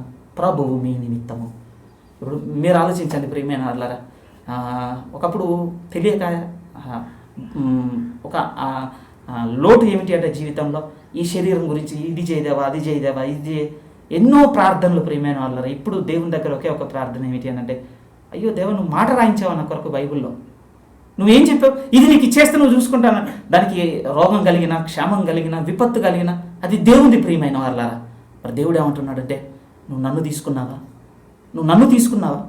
నీ దేహంలో నేను తీసుకోవాలి, దాన్ని సంరక్షించాలి, దాన్ని పోషించాలి, దాన్ని సమస్తం నేను చూడాలి అని అంటే నువ్వు నన్ను తీసుకున్నావు. నేను ఏ రీతిగా ఉన్నానో ఆ రీతిగా ఉంటున్నావా? ఏ పోలికతో నేను నడుచుకున్నానో నువ్వు ఆ పోలికతో నడుచుకొనిచున్నావు. నేను ఏ రీతిగా పవిత్రునై ఉన్నానో నువ్వు ఆ రీతిగా పవిత్రునై ఉన్నావా? దేవుని సంకల్పం. దేవుడు మనతో మాట్లాడుతున్నాడు ప్రియమైన వాళ్ళ. అయ్యో నేను చాలా భారమైనవి ఏం పెట్టడం లేదండి. మనం బైబిల్ నేర్చుకుంటున్నాము. మీరు స్థిరపడవలనని, ఒకరి విశ్వాసం చేత ఒకరు ఆదరణ పొందవలనని. ఏమంటే ఈరోజు శరీరముగా మనం ఉన్నది ప్రియ దేవుని సంగమ. ఈ మాట వినండి. ఈరోజు మనం శరీరంగా ఉన్నది. ఈ శరీరంలో నేను ఏలికను, నువ్వు తక్కువ వాడవు, నువ్వు గొప్పవాడవి, ఈ పంచాయతీలకు కాదండి దేవుడు మనల్ని పెట్టింది. నేను మిమ్మల్ని ఎందుకు పెట్టానంటే మీరు దురాత్మల సమూహంతో పోరాడుతున్నారు. అందులో ఎవరు బలహీనపడతారో, ఎవరు స్థిరంగా ఉండి పోరాడతారో మీకు తెలియదు. మీరు ఒకరినొకరు స్థిరపరచుకోండి. దేవునికి స్తోత్రం ప్రియమైన వాళ్ళారా. ఇంత గొప్ప భావాలతో కూడిన తన సంగతులు బైబిల్ ఏమన్నా అప్పుడప్పుడు ఏమనిపిస్తుంది అని అంటే, ఇది దేవుడు మనకు వెల్లడి చేస్తున్నాడు కాదు ప్రియమైన వాళ్ళ. అసలు ఆయన అనే తన జ్ఞానం అంతటిని నా పిచ్చి మెదడుకు అర్థమయ్యేంత ఆ సరళతలోనికి ఎలా తీసుకొచ్చాడో అర్థం కాదండి. అప్పుడప్పుడు అనిపిస్తుంటుంది. ఎలా తండ్రి నేను అర్థం చేసుకునే నా ఊహలోనికి ఎలా తగ్గావు నువ్వు? మీరు ఒకసారి ఈ భావాన్ని మనసులో పెట్టుకొని చూడండి. మనం ఏదో వెల్లడి చేస్తున్నాం, బయలుపరుస్తున్నాం, ఏమీ లేవు ప్రియమైన వాళ్ళారా. ఆ తండ్రి బయలుపడుటకు, మన మనసుకు ప్రత్యక్షమవుటకు, మనకు అర్థమవుటకు తను అనే తన పరిమాణాన్ని మన పరిమాణంలోనికి ఎలా తెచ్చుకున్నాడో చూస్తున్నారు. ఒకసారి దేవుని మహిమపరుద్దామండి నిండు హృదయములతో. ఎందుకంటే దేవుని సంకల్పం మనకు అర్థం కావడానికి తన కుమారుణ్ణి పంపించాడు ప్రియమైన వాళ్ళారా. దేవుడు అంటున్నాడు, నా సంకల్పం మీకు ఒక నాణంగా పెడుతున్నాను. ఒకవైపు ఏమిటి అని అంటే నా కుమారుని పోలికలోనికి నేను మార్చుట. నా వైపు ఇది. మరి నీ వైపు ఏంటో తెలుసా? ఆయన ఎలా నడుచుకున్నాడో అలా నడవాలి. ఆయన పవిత్రుడు అయి ఉంటాడు, నువ్వు పవిత్రుడు అయి ఉండాలి. ఆయన ఎలా ప్రవర్తించాడో, ఆయన ఎట్టి వాడై ఉన్నాడో అట్టి వాడై ఉండాలి. ఈ నడక లేకపోతే ప్రియమైన వారలారా, ఆయన అడుగుల్లో మనం అడుగులు వేయకపోతే మన డెస్టినేషన్ మారిపోయింది. మన టికెట్, మనం అనుకున్న బాప్టిజం అనే టికెట్ దేనికి అంటే పరలోకం పరలోకం పరలోకం, హెవెన్ హెవెన్ అనుకుంటున్నాం. కానీ రీచ్ అయ్యేసరికి మనకు అర్థమయ్యే సంగతి ఏమిటి అని అంటే, అయ్యో నా డెస్టినేషన్ మారిపోయింది. ఎందుకు మారిపోయిందంటే దానికి ఒక్కటే మార్గం అండి. యోహాను 14:6, నేనే మార్గము. ఈ దారిలో వెళ్లకుండా మన ట్రైన్ ఇంకొక దారిలో వెళ్ళిపోయి డెస్టినేషన్కి రీచ్ అయ్యామనంటే దేవుడు వాళ్ళ ఎడల కనికరం చూపును గాక. నేనైతే నా తండ్రి వైపు తిరగాలని స్థిరమైన నిర్ణయం తీసుకొని ఉన్నాను. సంగమా, నా నిర్ణయం స్థిరపడాలన్నా, మన అందరి నిర్ణయాలు స్థిరపడాలన్నా మనము నడవవలసిన త్రోవ దేవుడు చూపుతున్నాడు. నా సంకల్పం ఏమిటి అనంటే క్రీస్తును పోలిన పోలికలోనికి మీరు మారుట. మరి ఇది ఎలా అవుతుంది ప్రియమైన వారలారా? చివరిగా ఒక 2 నిమిషాల్లో మనకు అర్థమైంది. నిన్నటి ఈరోజు వర్తమానపు సారాంశము ఒకే ఒక ఆలోచన ఏమిటి అనంటే, మనం పాపంలో నుండి బయటికి రావాలి అనంటే, పాపం మన మీద ప్రభుత్వం లేకుండా ఉండాలి అనంటే, పాపం చేత మనం పరిపాలింపబడొద్దు అనంటే మనకు సంకల్పం తెలియాలి. ఎందుకంటే ఈ సంకల్పంలో ఏముంది అనంటే క్రీస్తును పోలిన పోలిక, క్రీస్తును కలిగిన స్వరూపము. ఏమంటే దీని మీద విజయం లేదండి సాతానుకు.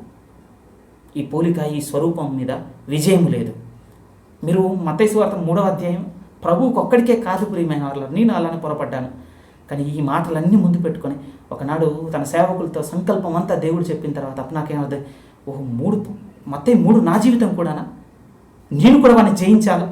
నేను కూడా పాపం విషయంలో, అన్ని విషయంలో ఆయన వల్ల నేను జయించాలా? అప్పుడు అర్థమైన తర్వాత ఆయన ఎలా నడుచుకున్నాడు, ఆయన ఏమై ఉన్నాడు, ఆయన తనను తాను ఎలా కాపాడుకున్నాడు, తండ్రి మీద ఎలా ఆధారపడ్డాడో, పరిశుద్ధాత్మ సహాయం ఎలా తీసుకున్నాడో, నేను శరీరధారిగా ఇదంతా ఎరిగితేనే, ఆయన ఎట్టివాడై ఉన్నాడో నేను అట్టివాడనై ఉంటేనే తప్ప ఇక నాకేం కనపడటం లేదు. అసలు ఇక నేను దేవుని ఊహించుకోవడం కూడా తప్పని నాకు అర్థమైపోయింది. దేవుని వైపు తిరిగాను ప్రియమైన వాళ్ళ.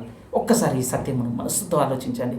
ఒకవేళ అర్థం కాకపోతే గజిబిజిగా అనిపించే, భారంగా అనిపిస్తే పరిశుద్ధాత్మని ఇప్పుడు వేడుకోండి ప్రియమైన వాళ్ళరా, మనసును తేలిక చేయమని.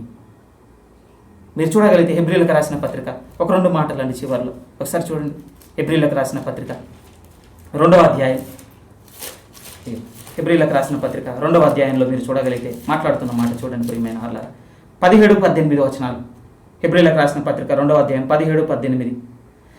ప్రజల పాపములకు పరిహారము కలుగుటకై దేవుని సంబంధమైన కార్యములలో కనికరమును నమ్మకమును కలిగిన ప్రధాన యాజకుడగు నిమిత్తము అన్ని విషయములలో ఆయన తన సహోదరుల వంటి వాడు కావలసి వచ్చెను. 18.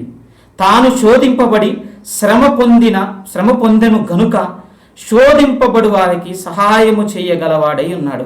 ఎందుకు శోధింపబడేవారు అని అంటే, ఈ పదం బాగా అర్థం కావాలండి. దేని పడితే దానికి నేను శోధింపబడుతున్నాను అనుకోవద్దు ప్రియమైన వాళ్ళ. ఎందుకో తెలుసా? ఆ పోలిక ప్రకారం బతుకుటకు కష్టపడే వాళ్ళకి వచ్చేదండి నిజమైన దేవుడు చెప్పిన శ్రమ, శోధన. మిగిలినంత మన శరీర దురాశ ప్రియమైన వాళ్ళ.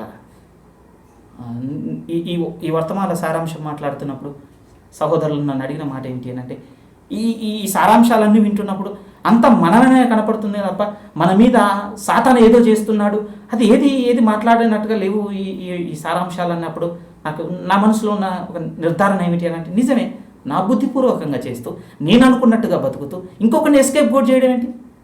మరి ఎప్పుడు వాడు నన్ను అభ్యంతర పెట్టేది, ఎప్పుడు నన్ను అడ్డుకునేది, ఎప్పుడు నన్ను వేదనలకు గురి చేసే, రక్తము కారేంతగా నన్ను ఈడ్చుకొని వెళ్ళేది ఎప్పుడు అనంటే, నేను ఆయనలోనికి మారుతున్నప్పుడు.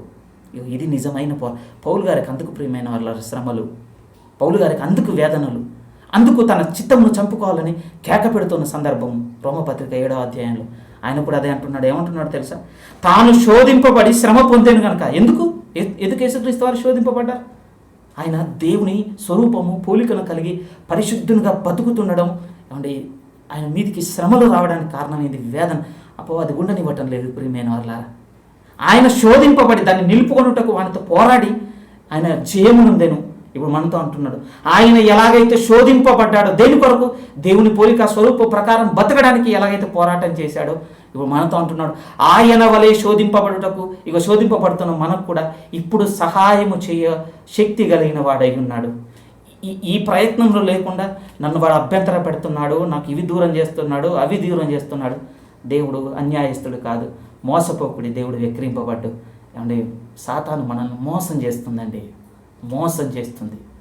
అందుకోసం చూడండి, ఉద్యోగాల దగ్గర, వివాహాల దగ్గర, గర్భఫలాల దగ్గర, ఇల్లులు కట్టుకోవడాల దగ్గర, శరీర సంబంధమైన పోషణల దగ్గర, రోగాల దగ్గర, నొప్పుల దగ్గర, వీటన్నిటిని శోధననే ఒక సెక్షన్ కిందికి తీసుకెళ్ళిపోయి ఇవే నేను ఇవన్నీ మనం ఓర్వలేని దేవుడు తీస్తాడు. ప్రియమైన వాళ్ళ, నా జీవితాన్ని అంతా అలానే కడుతున్నాడు. బట్ బైబిల్ ఏం చెబుతుందో తెలుసా? దేవుడు అంటున్నాడు, మీరు నా వలె బతకడానికి మీరు సిద్ధమైనప్పుడు మీకు శోధనలు కలుగుతాయి. మరి నేనేం చేయాలి ప్రభు అంటే అంటున్నాడు, ఇదిగో ఇప్పుడు శోధింపబడు వారికి సహాయము చేయగలవాడై ఉన్నాడు.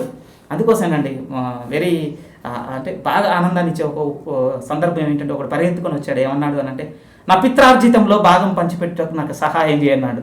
యేసుక్రీస్తు అన్న మాట ఏంటో తెలుసా? ఎవడు నీ మీద నాకు తీర్పరగా ఉంచాడు అనుకుంటున్నావు?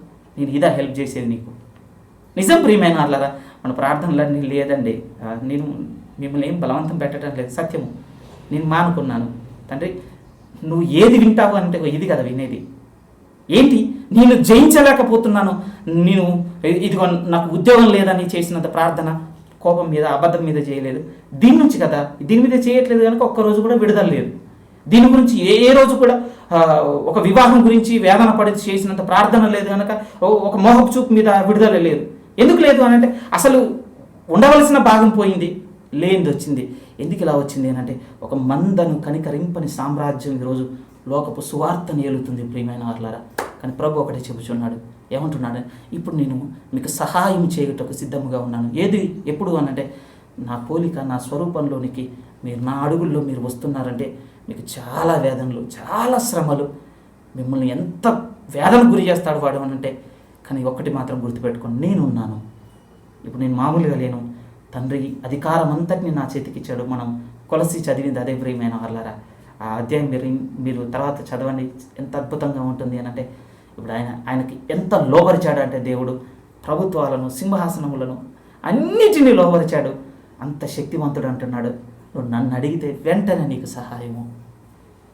నిజమేనండి. హెబ్రీలకు రాసిన పక్క చాప్టర్ ఒకసారి ఈ మాట కూడా చూడండి. 4వ అధ్యాయం 15-16 వచనాలు. హెబ్రీ 4:15-16. మన ప్రధాన యాజకుడు మన బలహీనతల యందు మనతో సహానుభావం లేనివాడు కాడు గాని, సమస్త విషయంలోనూ మన వలె శోధింపబడినను ఆయన పాపము లేనివాడుగా ఉండెను. కనుక మనము కనికరింపబడి సమయోచితమైన సహాయము కొరకు కృప పొందునట్లు ధైర్యముతో ఆయన కృపాసనము యొద్దకు చేరుదము. ఒకసారి ఆలోచించండి ప్రియమైన వాళ్ళారా. నేను యేసుక్రీస్తుని చాలాసార్లు అడిగాను, నాకు సహాయం చేయలేదని నాకు కూడా చాలా దినాలు ఉండేదండి. కానీ ఈ రిఫరెన్స్ని అర్థం చేయించిన తర్వాత నాకేమర్థమైందంటే, నాకు సహాయం చేయి ప్రభు అని ఏదో మాటగా అడుగుతున్నాను తప్ప, నేను అడిగిన మాటల్లో నా మనసులో లేని సత్యం ఏమిటి అంటే, నిజముగా ఈరోజు నన్ను ఈ శోధనలో గురి చేస్తున్న అపవాది కంటే బలవంతుడైన నిజమైన రాజుగా సింహాసనం మీద కూర్చున్నాడన్న అధికారంను మనసులో పెట్టుకొని నేను ఒక్కరోజు కూడా అడగలేదు ప్రియమైన వాళ్ళ. ఇంకెందుకు వస్తుంది సహాయం? నువ్వు నన్ను ఎంతవరకు నువ్వు నమ్మగలవు, నేను ఏం చేయగలను నీకు విశ్వాసం ఉందని దేవుడు అడిగాడు. అప్పుడు ఇది ఆ వ్యక్తి అన్నమాట ఏమిటి అంటే, నువ్వు నాకు ఎంత చేయగలవు అంటే, నాకు 2 కన్నులు గుడ్డి చూపు, కానీ నువ్వు ఒక్క కన్నే తెరవగలవని నేను అనుకుంటున్నాను. పో, అయిపోయింది. నీ విశ్వాసం చొప్పున నీకు కలుగును గాక అన్నాడు. అయిపోయింది. ఒకటే కన్ను వచ్చింది. వెనక ఇంకొక వ్యక్తి వెళ్ళాడు, నేను ఏం చేయగలను నువ్వు అనుకుంటున్నావు అనగానే, నాకు నువ్వు 2 కన్నులు తెరవగల నమ్మకం నాకు ప్రభావం ఉంది అనగానే, నీ విశ్వాసం చొప్పున నీకు కలుగును గాక పో అన్నాడు. ఇప్పుడు ఇద్దరు కూర్చొని ఒక దగ్గర మాట్లాడు, ఒరే నీకు ఒక్క కన్ను ఎందుకు తెరవబడింది, నాకు 2 ఎందుకు తెరవబడ్డాయో తెలుసా? నువ్వు ఎంత నమ్మాలో అంత నమ్మలేదు ఆయనని. ఒక్కసారి ఇప్పుడు ఆలోచించండి ప్రియమైన వాళ్ళారా. యేసుక్రీస్తు వారు భూమి మీదకి వచ్చినప్పుడు అంట, విశ్వాసము కనుగొనునా. ఇప్పుడు ఇప్పుడు మన మధ్యకు వచ్చాడు అనుకోండి, ఈ మాట చాలా ప్రియమైన వాళ్ళ మనం తీర్పులో నిలబడలేకపోవడానికి. ఎంత నమ్మేం ఆయనని ఈరోజు అడుగుతున్నాడు. దేవుని సంకల్పం అంత ముందు పెట్టి టైం అయిపోయింది ప్రియమైన వాళ్ళ. ఈరోజు నిన్నటి వర్తమానం బట్టి దేవుడు మనకు చెబుతున్న ఒకటే విషయం, నా సంకల్పము క్రీస్తును పోలిన పోలికలోనికి నిన్ను నడిపించుట. దానికి ఇక పరిశుద్ధాత్మను అనుగ్రహించాను, నా కుమారుణ్ణి మీకు సహాయంగా పెట్టాను, సింహాసనం మీద కూర్చుండి ఇప్పుడు అడుగు ప్రతి ఒక్కరికి సహాయం చేయబద్దుడై ఉన్నాడు. ఈయన ఉద్యోగాల గురించి హెల్ప్ చేస్తాడో చేయడో నేను చెప్పను, ఆయన ఈ లోక సంబంధమైన శ్రమల గురించి చేస్తాడో చేయడని నేను చెప్పను. బట్ ఒకటి మాత్రం ఖచ్చితంగా చేస్తాడు, పాపం నుంచి విజయమునకు మాత్రం రెప్పపాటు సమయం తేడా చాలా అంతే. నిత్యము అనే ఎల్లప్పుడూ సిద్ధంగా ఉన్నాడు అంటాడంటే హెబ్రీలలో ఆ 7వ అధ్యాయం 25-26 చదివితే ఎంత సిద్ధంగా ఉన్నాడు అని అంటే అంత రెడీగా ఉన్నాడు ప్రియమైన వాళ్ళ. ఇది నేను అడగలేదు, మిమ్మల్ని ప్రోత్సహించుచున్నాను. ఇది తీసుకుందాం ఈరోజు, బాగా ఆలోచించండి ప్రియమైన వాళ్ళ. ఎందుకంటే దేవుడు ఇక తన పరిపాలనను మన జీవితంలో మొదలుపెట్టాడు. తన రాజ్యంలో ముందు తన సంకల్పమును బోధించుచున్నాడు. మన రాజ్యపు ముగింపు ఏమిటి అంటే ఇది ఒకటి స్టేట్మెంట్ అండి, ఆ రాజును పోలిన పోలికలోనికి మనం మారట. దేవునికి స్తోత్రము కలుగును గాక ప్రియమైన వాళ్ళ. రేపటి దినపు ఆయన నడిపింపు కొరకు కనిపెట్టుకుందాం, మంచి నిర్ణయం తీసుకుందాం. దేవుని కృప మీద ఆధారపడి ప్రార్థనలో బలంగా ఉందాం, ధైర్యంగా ఉందాం ప్రియమైన వాళ్ళ. ఇక మనం తల ఎత్తుకొనవలసిన సమయం, మన ప్రభు రావాలని కోరుకోవాల్సిన సమయం. తలలో వచ్చినట్లయితే ప్రార్థన చేసుకుందాం. మహోన్నతుడైన మా కన్న తండ్రి, మీకు వందనములు దేవా. నీ సంకల్పములు ఎంత గొప్పవి తండ్రి, ఎంత ఉన్నతమైన ఆలోచనలు దేవా. ఈ సత్యములు ఎరగక చాలా చీకటిగా బతుకుతున్న నా జీవితంలో తట్టి లేపుతున్నందుకు నీకు స్తోత్రములు తండ్రి. మేము స్థిరపడవాలని ఈ చిన్ని మందగా ఉన్న మా జీవితాలను ఒక దగ్గరికి చేర్చి ఒకరి